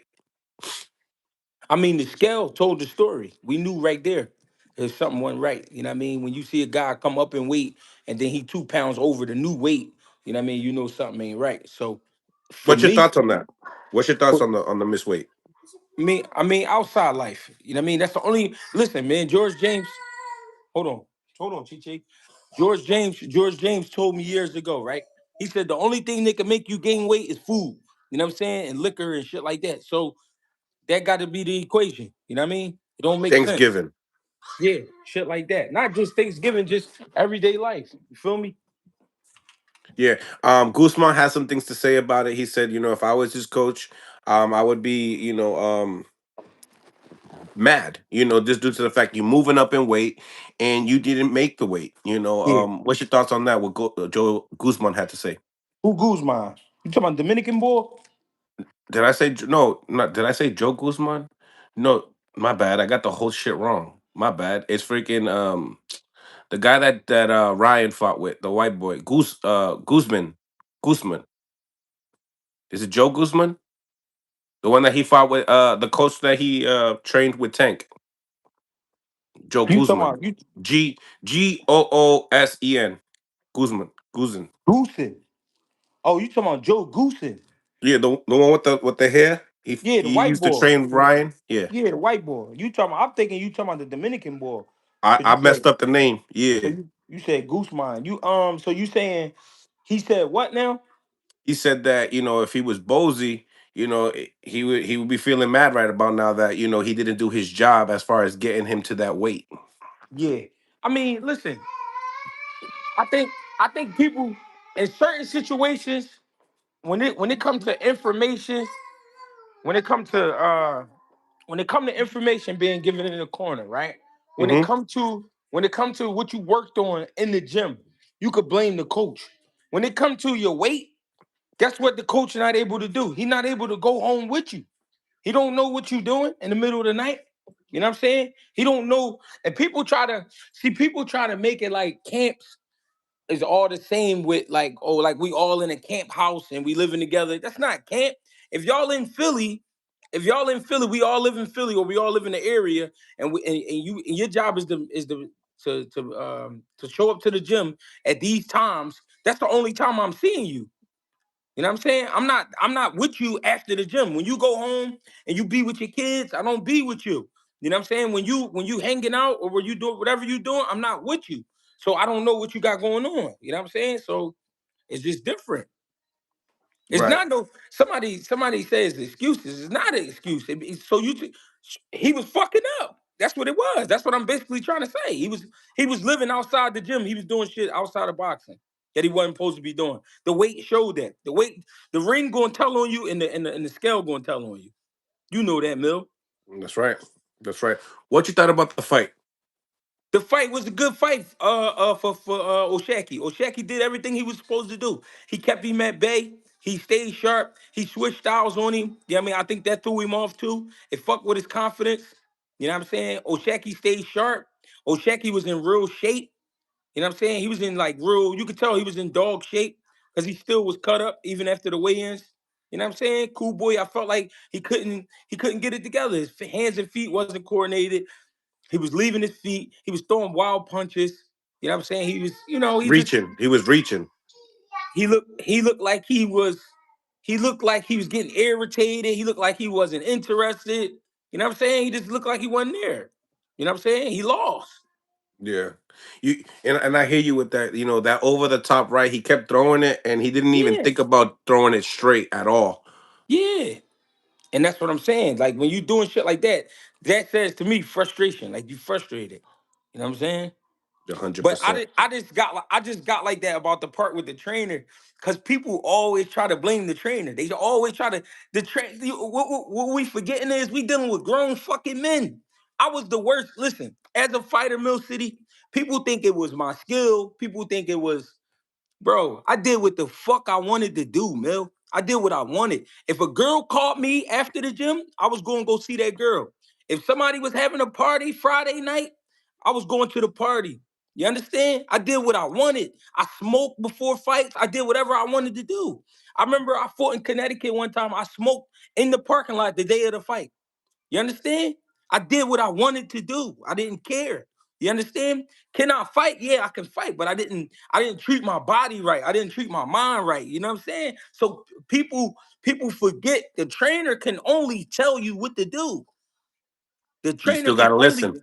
you gotta listen. You gotta listen. If you don't listen, if you don't do what you're supposed to do, it's gonna go south. Cool boy found that. He found that out. He found that out that night. You know what I'm saying? You fucked around. You could tell, bro. His body was real heavy up top, legs real skinny, arms look real big, shoulders. You know what I'm saying? He just looked like, you know what I mean? So it's gonna happen. It's boxing. People were telling me, "Yo, Mills, the directions in the corner with Bozy, they didn't really seem like there wasn't too much to it." Some people were saying that Cool Boy wasn't listening to the corner. Some people were saying there was too many voices in the corner. What would you say for all those people that are I feel mentioning like these things?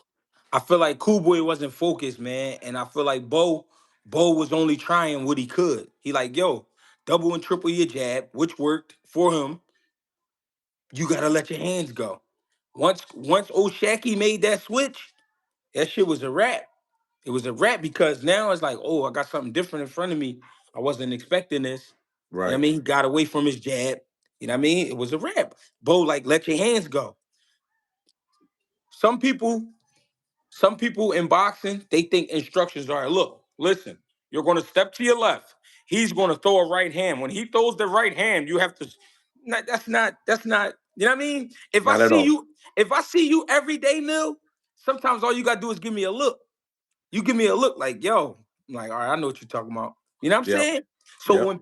So when we be listening to these coaches, sometimes we be listening for some amazing shit. And it don't always take that. Bo got a system that he run that works for him, right? Hmm. But in this case, it ain't working because the other ingredients I need, they not there. It's not happening. You know what I'm saying? Now, can you cry about it? Nah, you can't cry about it. Come with the game. You win some, you lose some. You know what I'm Right. saying? It's to come with the game.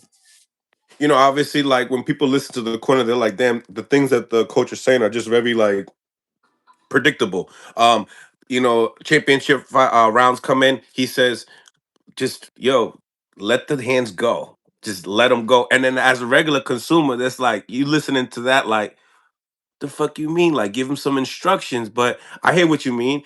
This stuff has already been worked on. It's sometimes it's hard to talk to everyday people about boxing because For real. if your body has never reached 120 degrees, like you never been in a situation with somebody trying to fight you and your body reached a great temperature where you gotta compose yourself enough to come up with a game plan. And then not only come up with a game plan or listen to the game plans being given to you, you got somebody in front of you and you got somebody trying to talk to you and tell you what to do. But from your angle, it looks totally different from what they saying. You know what I'm saying? He wasn't, listen, the scale told the story. He wasn't in shape. His body Mm. told the story. He wasn't in shape. He got close to making 130, and that was that. You know what I mean? Let's fight. That's what it was. So when it came time to perform, Oshaki was in rare form. Oshaki was sharp. Oshaki really wanted to win. Oshaki really studied Cool Boy. You could tell. He studied him. You know what I'm saying? He had everything. He was ready for everything Cool Boy tried. You know what I'm saying? So that's what you get with the game. That's what you get. I had a Breadman earlier on, and he was saying that you could tell that Shockey studied Inoue. The distance control, the jab, leading up to the right hand. Would you say the same thing? Do you feel like he looked at that performance and said, "Listen, I can do what Inoue is doing in this situation." I don't know. I don't know if I say he because anyway different dude. I don't know if he probably took something from that fight. I would imagine because that was Cool Boy only loss before that. Hmm. So, but I don't know if like because he not anyway not him. You know what I mean? So I don't know if he studied it in that way. But yeah, I'm pretty sure he watched that fight. Hell yeah. Did you feel like if Cool Boy couldn't get into the inside, the fight was just going to play out exactly the way it is when you was watching it? Were you looking at it like that? He wasn't even gonna be able to. He wasn't there. Physically, he wasn't there. Oshaki was on every little move Cool Boy made. Oshaki was on it. You know what I'm saying? Even when it came to the inside, Oshaki wrapped him up right away, turned him right away, pushed him right away. You know what I'm saying? He wasn't even gonna be able to get there. It wasn't gonna happen. It wasn't Did you his have night. Did you have Cool Boy winning any round? Probably like the first or third, something like that. That was it really. I gave him probably like 1 or 2 rounds throughout the whole fight. What do you think about a lot of people said he didn't make the weight, and then they grant him that opportunity to get the WBC interim belt at 135. Yeah. What's your head on that? Well, that just shows you what you get with the business of boxing. I don't think that was Cool Boy's idea. Right. He can't pull strings like that. You know what I'm saying? That's why I be But just trying the to tell people. WBC doing it alone, just them actually going on. And there's a lot of shit going on with the WBC lately. Yeah, but it wasn't just them. It wasn't just them. It had to be a group. It had to be a group effort because first of to all, make the the decisions. commission, the commission, when you sign a contract to fight at a weight, the weight is supposed to be that weight. So basically, y'all changed the contract and everything else right then and there. Yeah. That just you know what I mean. That just tells you the business of boxing is just like the business of anything else. You know what I mean? You add an extra couple dollars, we can change. We can change a few things. Now that put Oshaki's positioning at 135 in a different spot now. Now he can exercise his mandatory to possibly, fight Shakur Stevenson at 135 after the Teofimo Lopez fight. Do Yeah, you feel like two questions? Do you feel like Cool Boy should move down in weight or stay there? Second, how do you feel like Oshaki does at 135 trying to face Shakur Stevenson? I think Cool Boy should definitely focus, take 6 months and focus on his body, his mind. You know what I mean? His body and mind. Get them. Chicken, chill, man. Stop, man. Stop.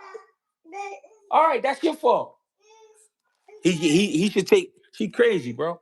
He should take 6 months, focus on his body and his mind. I mean, get himself together.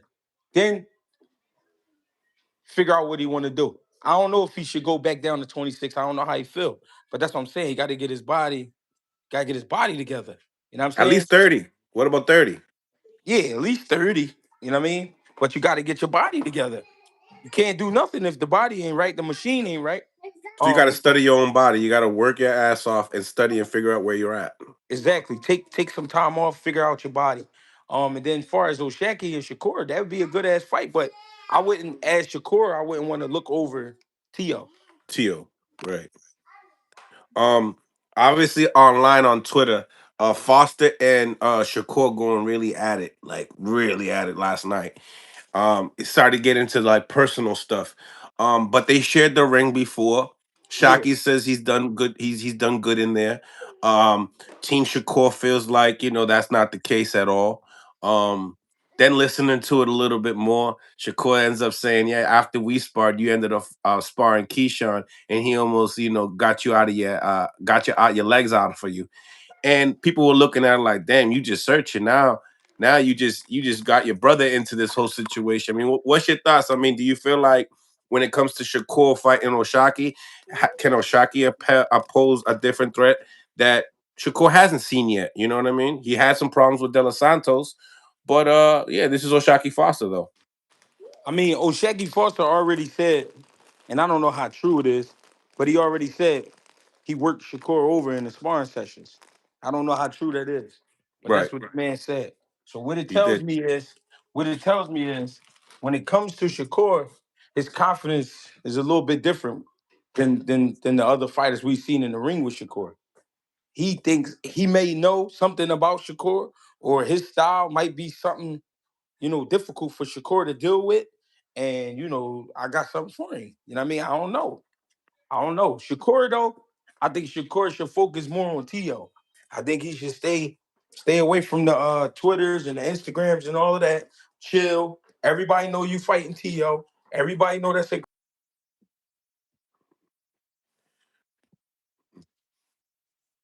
around and beat you. And then now all that shit that you ever said is away. It get washed away. You know what I mean? Gotta focus on Tio. What's the percentage margin you got when it comes down to the winner in that fight? Do you feel like it's a 50-50, or do you favor anybody? I feel like it's 60-40 Shakur. 60-40. Why? 60-40 because Shakur mentally is a lot stronger than Teofimo Lopez. Mentally. For sure. You know what I For mean? sure. Tio talking about you feel like he can get him out of there in 9. Do you feel like that's the only opportunity that he could do to get the victory is by getting him out of there and not boxing Shakur? I'm gonna tell you this. When Tio fought Lomachenko, right? I'm tell you what it was. His strength, his speed, and his mindset, that fight was why Lomachenko was so hesitant to throw. Tio could do the same thing to Shakur, but now it's a different day. He wasn't he wasn't as famous as he is now as he was back then. He was back then he was more hungry.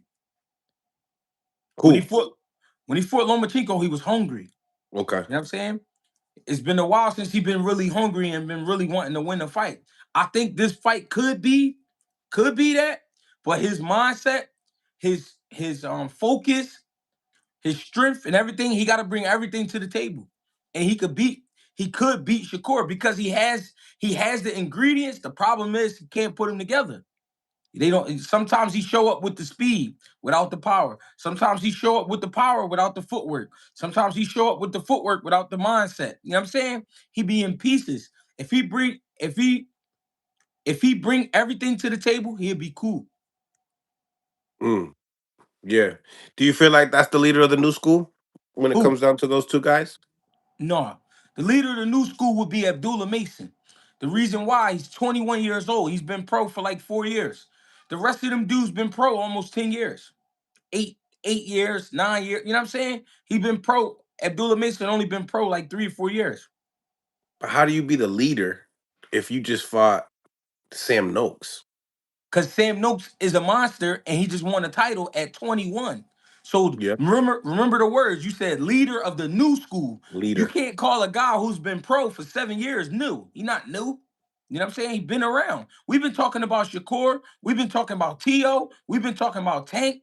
We've been talking about a lot of these guys for years. Devin Haney for years. So how could they be the new But school? we not talking about putting them on the covers of like undisputed game type of deal. They not like that. You know what I'm saying? Like their stardom is not like a Crawford, Canelo, a Javante Tank Davis.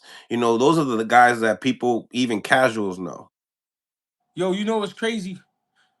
Roy Jones came out and I think he turned pro what in what 88? Hey, when I Floyd was born.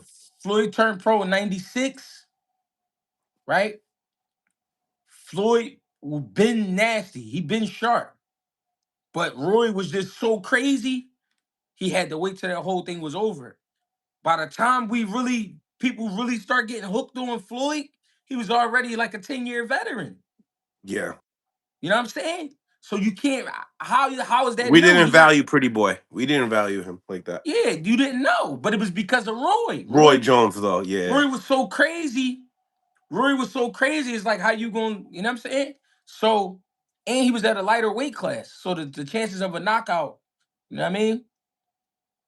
Yeah. I don't know. Shakur to me has reached that status of he just like a I don't know, he like a master. He nice. He real nice.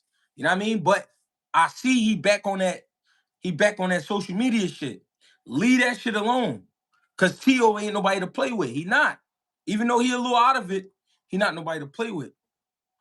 Yeah, I definitely see a different attitude in Shakur. Listening to his interview the other day, he was talking about like, who the hell don't know me? Everybody know me in the planet. Never seen him talk like this.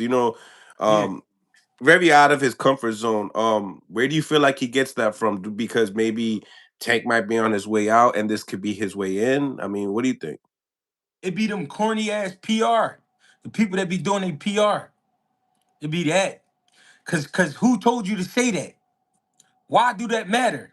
If you Shakur and you nice, that's all you gotta be is nice. You don't gotta be nothing else. You know what I'm saying? We didn't fuck with Jordan because he could dress. We didn't fuck with Jordan because he was funny.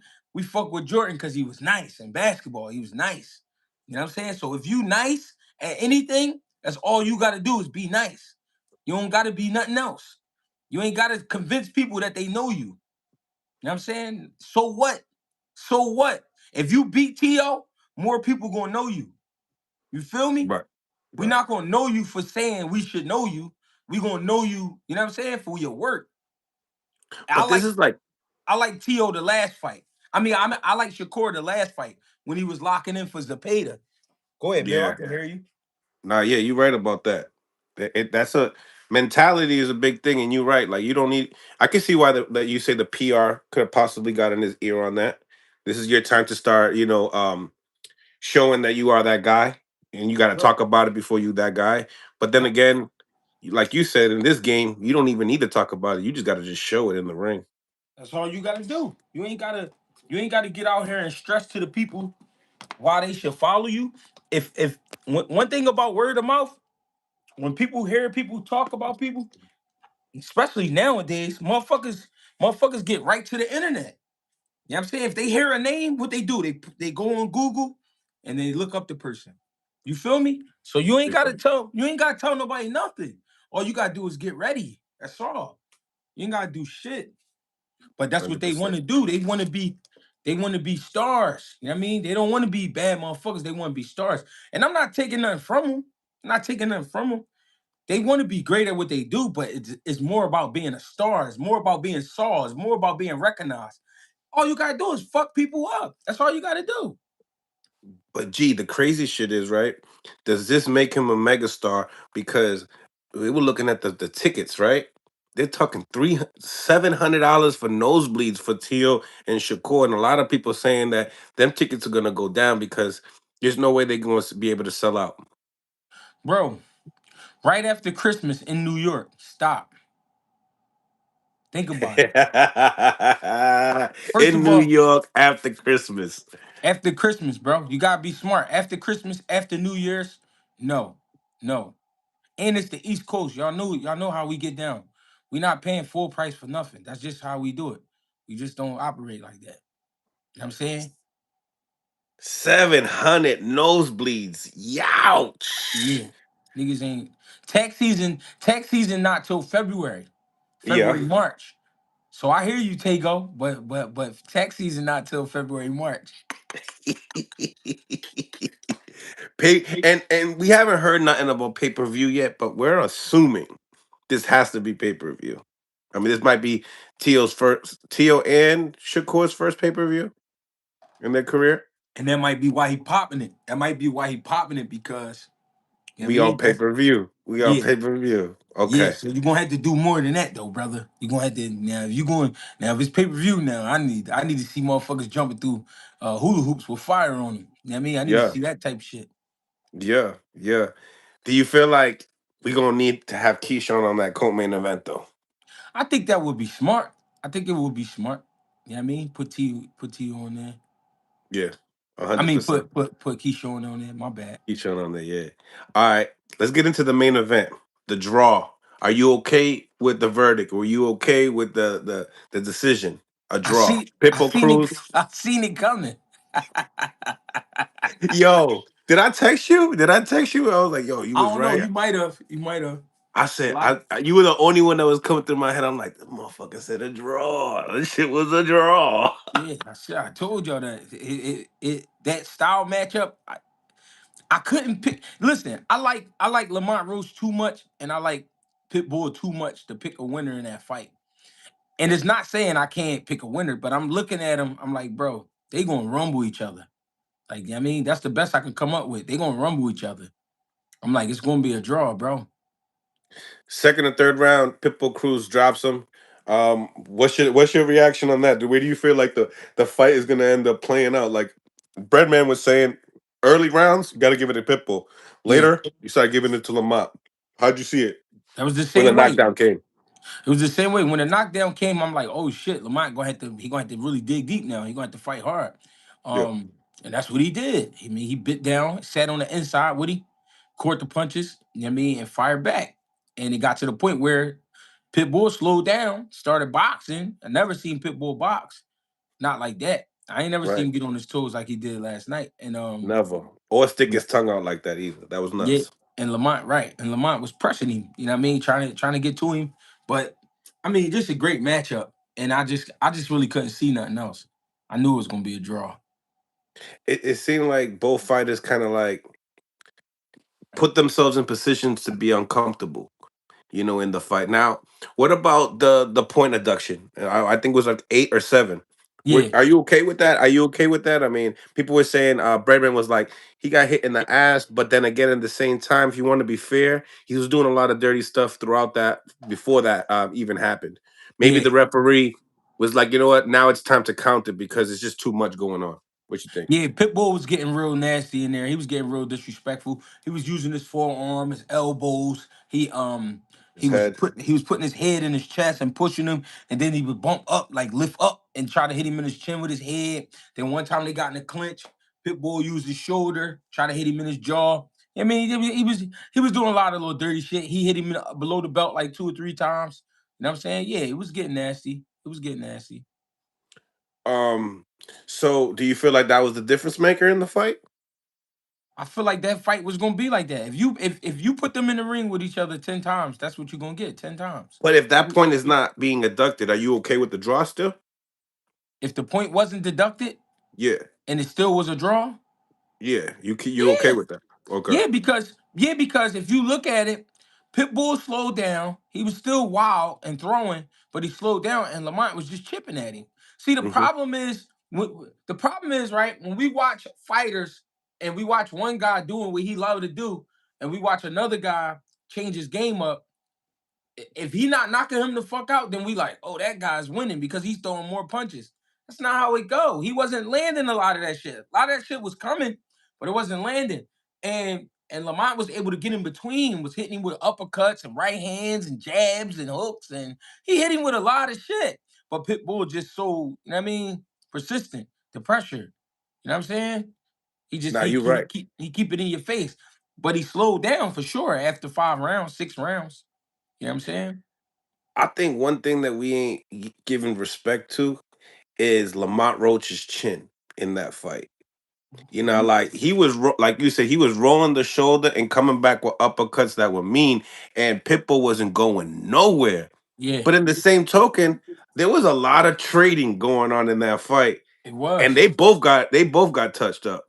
It was. It was a great fight. That's what I'm saying. What else you supposed to call a fight like that? You gonna have some people say, "Oh no, I thought Pitbull won." Some people gonna say, "I thought Lamont won." Man, it was a draw. Man, it was too tough to call.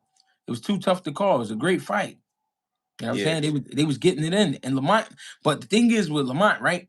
Even though he had the two back-to-back draws, Hmm. I think he in a great spot.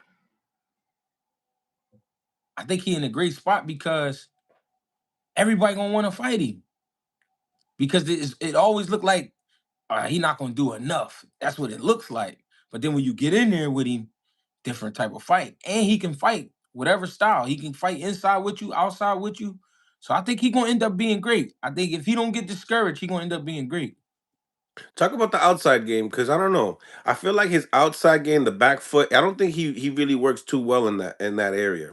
Yeah, he do to me. It's just not pretty. It's not pretty. It's not flashy. So we don't give it enough respect. But he cool on the outside. It's just you know what I mean? He just I don't know. Lamont, that guy they gonna always sleep on. They gonna always sleep on Lamont. And I One think thing. and I think the shit with the draws keep happening too is because it was never in plans for him to be where he at right now. He was supposed to be Mm. a tank victim, and that's it. When he And, fought and Tank, keep go ahead. no, go ahead. You go ahead. No, I was just saying when he fought Tank, he was supposed to be a Tank victim, and that was it. He was just supposed to get knocked out. Yeah. No, I agree with the draw situation because I don't know if you noticed, but a lot of PBC draws lately, like a lot, Yeah, and it can kind of talk about their stable. It's not much of a big stable either.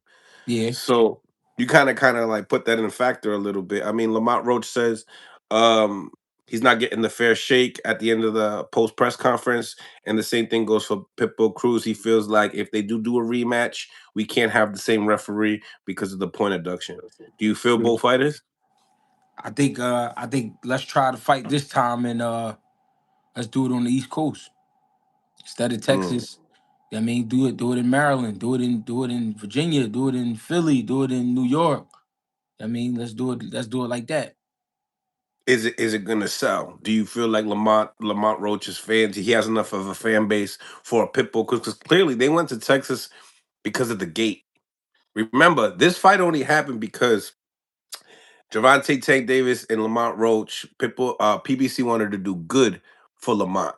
That's why this fight even happened. But they had to tell Lamont, listen, we need a Texas gate. We need the Mexican fan base to pull up. So do you really feel like that even would be a factor?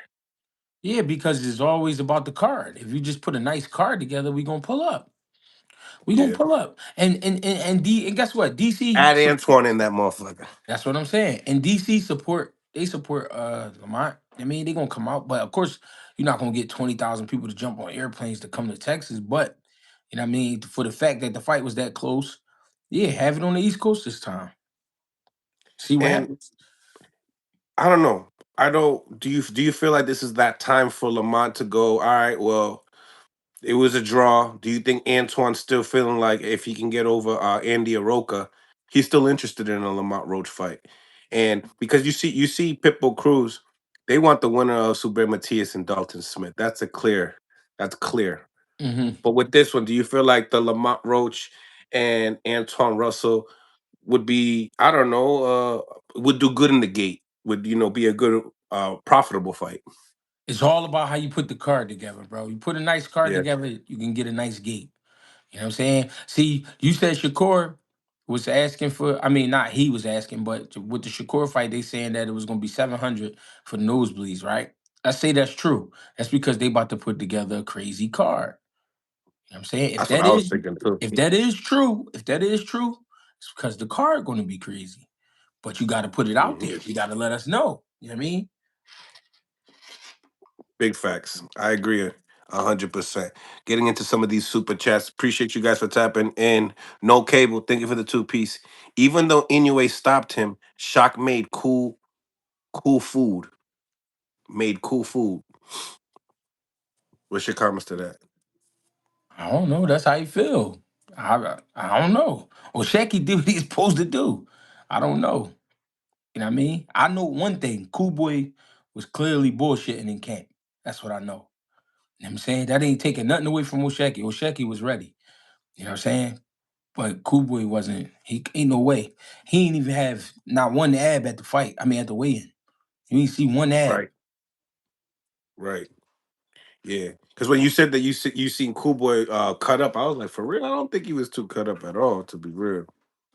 But come back. Thank you for the five piece. Problem is some of them have them fighting too long and haven't had that crossover fight where people can say they have arrived. I feel like you're talking about Shakur and Teofimo Lopez, neither of the leader of the new school comment that we just did.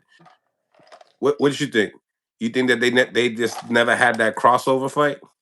All right, let's talk about what you asking. What is the leader of the new school? What we saying by that? The young up and coming, right? The young up and greats that are going to be, leading the pushing the sport forward in these great fights. That's what I I think believe in. I think they've been those guys though. You know what I mean? When you seen Shakur and Valdez, I don't care. Listen, man, listen. People be trying to water shit down. Valdez is a fucking monster. He's a gangster. He was a champion. You He understand? knocked out Burchell. Valdez was an Olympian. You know what I'm saying? Valdez popped hot before. You understand? Valdez is a real guy. He'll fucking hurt you. Shakur beat him. You know what I'm saying? Jamel Herring is an Olympian. You know what I'm saying? World champion. Shakur beat him. They been those guys. They did that shit years ago. You know what I'm Hmm. saying? Now it's like, all right, we trying to get into some bigger money. That's what they doing. Now, if you gonna make the bigger money, these are the fights that gotta happen. These type of fights gotta happen. All that, you know, the new up and coming, they been that guy. They've been those guys already. They already been those guys. We've been talking about these dudes for years now. It just don't seem like it because the shit went so fast. But we've been talking about these dudes for a nice while. You know what I Yeah. mean? So When people talk about the elites, the highest level, they always mention, making sure that you're at your prime. Do you feel like in Shakur's resume, those guys that you mentioned, the Valdez's, the Herons, and stuff like that, are those guys top level you can't really at that time, yeah. At that time at they that are. time? At that time, we see that's the thing, man. People we try to put a limit on when somebody's prime is. You can't do that. You can't do that. George Foreman came back after what, a 10-year layoff? Yeah, 10, 20. 40, Yeah, he came 48 back years at old, 40 something, right? 46, 46, I think. Yeah, Came back at 44. It was like 44 when he came 44. back, Yeah, yeah, right? And he won the title again. You know what I'm saying? You can't say when somebody prime is. You know what I'm yeah. saying? You can't do that. So I hate when people do that. I hate when they say, "Well, this is his prime. He's in his prime." You don't know that. When all right, if that's the case, when the fuck was Bernard Hopkins prime? Hmm. We can't talk that. We can't say that shit. That's what I'm Now he saying. was When was 46. Now he huh? was 40. He was 46. Bro, he retired at 51 though, bro. So Yeah. when was it? So if he beat Trinidad in fucking 2001, when was his prime? If he fought Roy in like 93, 94, when was his prime? Like, what the Yeah. fuck are we talking about? When really, listen, when he lost Bernard lost his first pro fight and then won like 24 straight. When was his prime? Then he lost to Bernard, and I mean, he lost to Roy, and then he won like another like 15, 16 straight. When was his prime? Yeah. At We what can't part? we can't judge it. That's what I'm saying. Can't judge it from the outside. That's what I'm saying. 100%. You can't really 100. say when is a guy in his prime. You can't say that. Right. Right. So tell me, where do you feel like the main event go from here as far as Lamont and Pitbull Cruz? I think 'Cause you said he's in a good spot, Lamont, and I agree.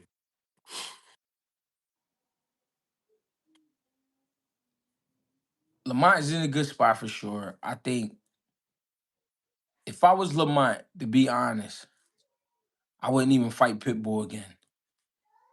I look for something else. I would look for something else because there's two tough fights back to back, even though there was some time in between. But he needs something. Lamont needs something he needs somebody to wipe out. I'm talking about his personal, you know what I mean?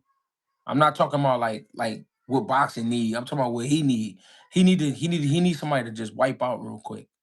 I mean, so if he got to sneak somewhere and go do that, and then come back and get back in the mix. Because he's in the mix at 30, 35, and 40. That's crazy. It's crazy. You know what I I mean? think his So 30 is done. I think 30 is done now. for sure, but you was a title holder at 30. Yeah. And then look what we just saw. We just saw Cool Boy O'Shackly basically get elevated at 35. So anybody at 30 that if he that he want, he probably could make him come up to 35. Yeah. You know what I mean? What do you think? You said wipeout, and I don't think that this would be a wipeout. But what do you think if Frank Martin and Lamont mixed it up? That's another war, another dogfight. But Yeah, it's gonna be with more two skill. Yeah. different styles, though. Way two No, different no, no, styles. no, no, no. For sure, two different styles. It's gonna be with more skill, but it's gonna still be a fight. It's gonna be a fight because it's gonna have to be. See, Lamont will fight if he have to, and he'll box if he have to. When he fought Tank, he had to be sharp. He had to fight, but he had to be sharp. He had to be more slick that night. With Pitbull, he had to be more gritty. He had to sit down more. You know what I mean? He had to Yeah, take a little more. You know what I mean? So whatever the case calls for, Lamont Roach is going to do that. You know what I'm saying? yeah, But if he keep fighting big fight, after, and take a toll on them. yeah, his mind gonna start tripping. Yeah, mind and body gonna start tripping on you. How do Hmm. you how do you think the how boxing ends up treating his career? I mean, do you feel like they'll just put him in the fire?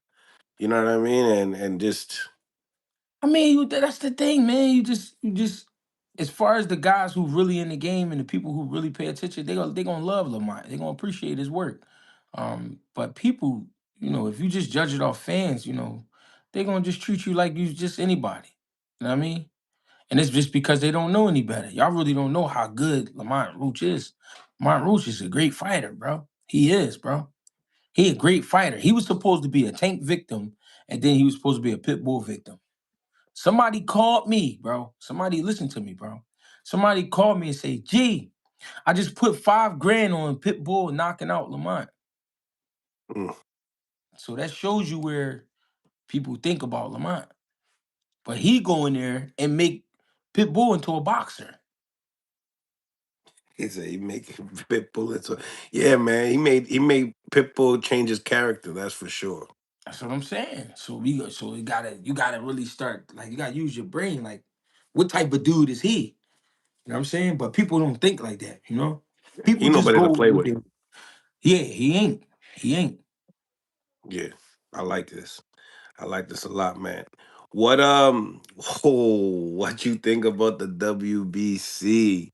I need to know your thoughts, man. Terence Crawford gets stripped, and Suleiman wants 300K, and Terence Crawford not trying to give it up at all. What's your thoughts? I think Suleiman think he in the streets. You know what I mean? He trying to run the situation like it's the streets. But at the end of the day, Bud did with everything he had to do in boxing. You know what I mean? They said that he tried to come up with some type of agreement.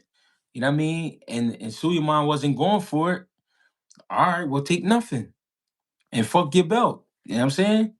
At the end of the day, right? Suleiman said that he was going to take 225,000 of the 300,000 and put that to a foundation. What foundation? Right. So I don't know. Bud probably like, man, fuck out of here. Like, I'm not giving you that. You know what I mean? You think he should Knight? Yeah.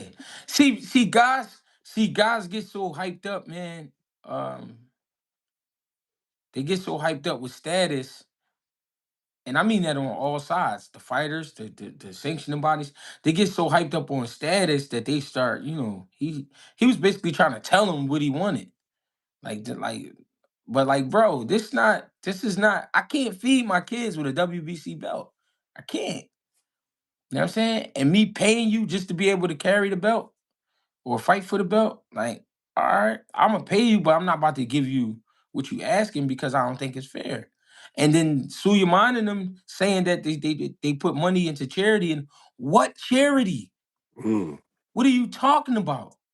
I don't care about nobody giving out no fucking turkeys once a year. What are you talking about?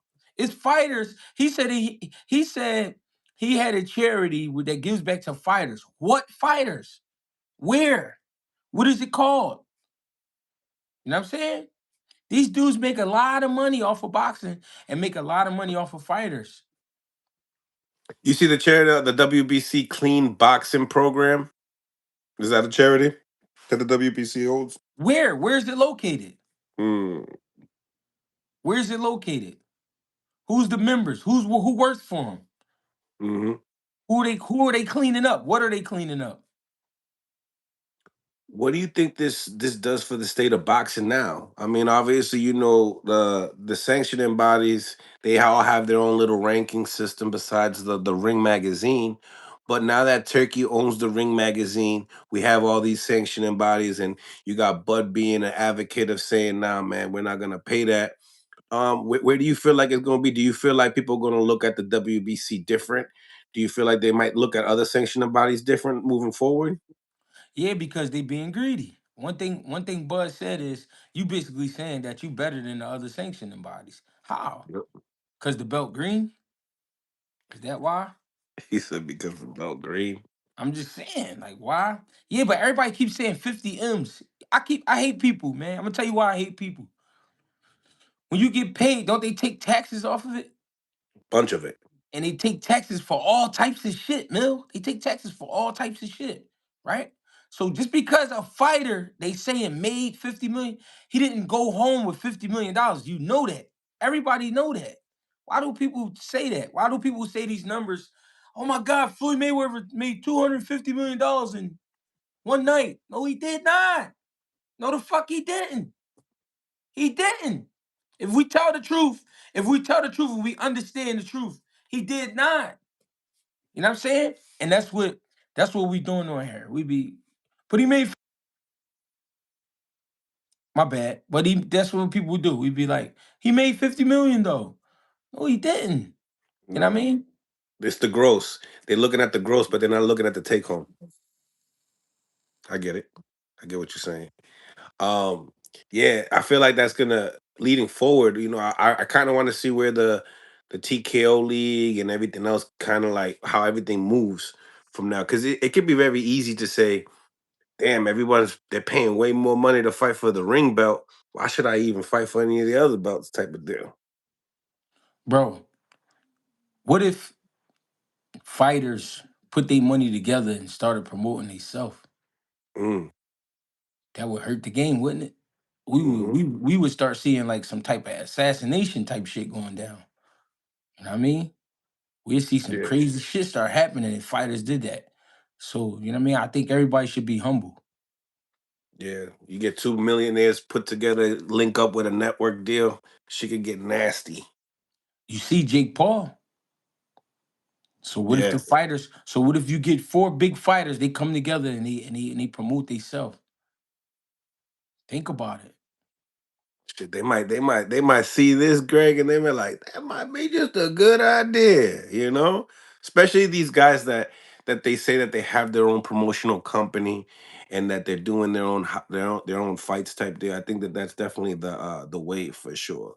Um, you know, Eddie Hearn talks about the whole situation, saying it's like you pay for caviar and the T-bone steak, but you walk out the bill.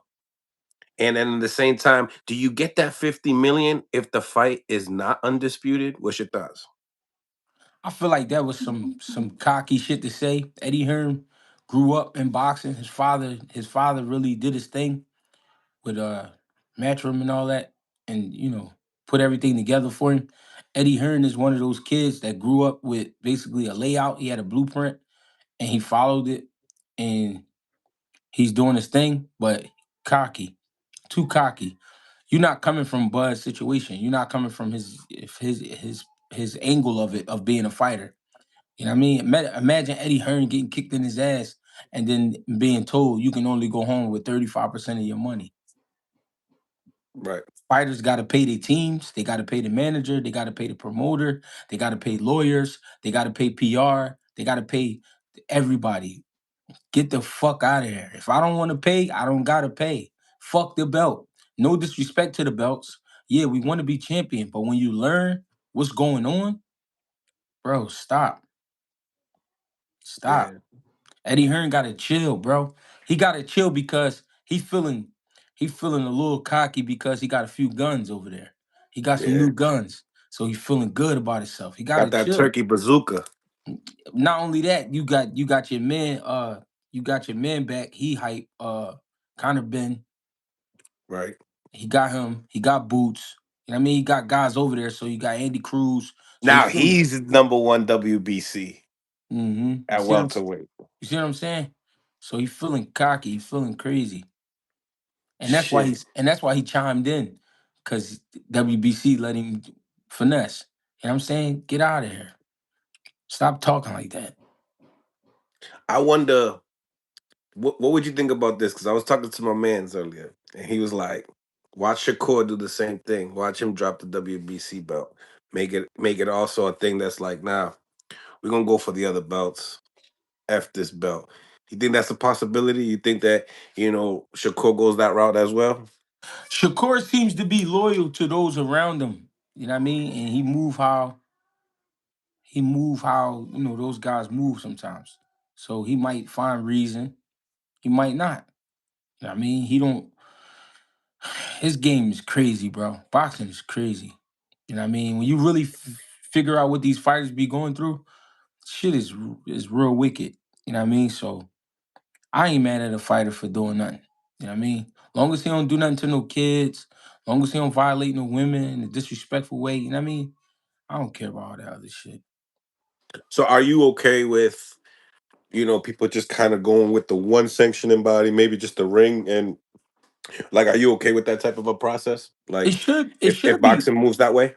it should be one belt. Cause how could four people be the man? Four people can't be the man. When you watch basketball and somebody wins the championship, it's not four teams, it's one team win the championship. So it should be like that in boxing. It should be one belt. Facts. If you make it one belt, then it's clear who the man is. Hmm. Big facts. Big facts. Um, they were talking about. I seen Charlo talk about he want to get that Caleb Plant fight. What you think about it? Do you think that it's that time? It been that time. He should have got that fight. You know what I mean? When they was in that garage. You know what I mean? He said in that hallway. Yeah, in that hallway, After that wherever they hallway, was at. Yeah, that shit should have went down right there. But if they want to do it the right way and get this money, yeah, it should have been happening. I like that fight. I love that fight. who wins the fight? Um, I feel like right now, the way Caleb Plant looked this last fight, I feel like Charlo is edging him right now. But it's close. Probably a 60-40, 55-45, something like that. Right. Well, you are you when it comes down to Caleb, do you feel confident if he goes 12 rounds, or do you feel like maybe when it comes to Caleb, maybe you feel like maybe he might not be durable enough for Charlo? No, I think he's durable enough. It's just the mindset. Can he stay focused for 12? Okay. Okay. I see you on that. How them Eagles doing? I don't know. I ain't an Eagles fan. Nah, No. you don't rock with no football. No, I'm a Bills fan. I watch the Bills. That's my squad. Okay. It been my Okay. squad since I was 5 years old. Well, that's our conference. That's our conference. We're gonna take care of them for you guys. All right. What, Patriots? Yeah, we looking good this year, boy. Yeah, they all right. Yeah. What Took we us some time. 11-2. Come on now. Took us some time to get back. Yeah, it took some time, all right. Shit. After we lost the GOAT, shit's been a problem. No, real shit. But it's all right. I've been a fan since Bledsoe, so I don't really care. You know what I'm saying? Right, right. Um, shit. What's up with you next, man? Didn't you say something about you had some fighters fighting possibly in the TKO league as well? I got in the TKO. No, I don't know. I got a fighter fighting this weekend though, coming Saturday. Where? 130 pounder Jabril Noble, Jabril uh Noble. 6-0, 5 knockouts. How's he Trying to doing? Where's he fighting at? he fighting in Chester. Okay. Harris Chester. Chester, PA, Harris Casino. Yeah. You jumping on live today? Yeah, I think me and Bang gonna get it popping on Sunday dinner. Probably like around 5 o'clock. You know what I mean? East We gonna Coast? do Yeah. Word. Word. Well, Sure. make sure you guys go check him out. Greg got his own channel. It's just popping. He's putting on day-to-day content just like myself. So make For sure y'all sure. check him out. Appreciate your time as well, my boy. I Shit, it's been appreciate you, definitely a good Tim. combo. You already For know. sure. Get with you. Smash that like button, y'all. Subscribe to the channel. Make sure you follow my mans as well. Salute to everybody in this wave of let's just continue to talk this boxing talk. All right, I know y'all know we be having the hitters out here, man. Great fights yesterday, man. I liked them. Shit, when you got to stay up mad late and the fights are still good, can't go wrong with it. You can't go wrong with it.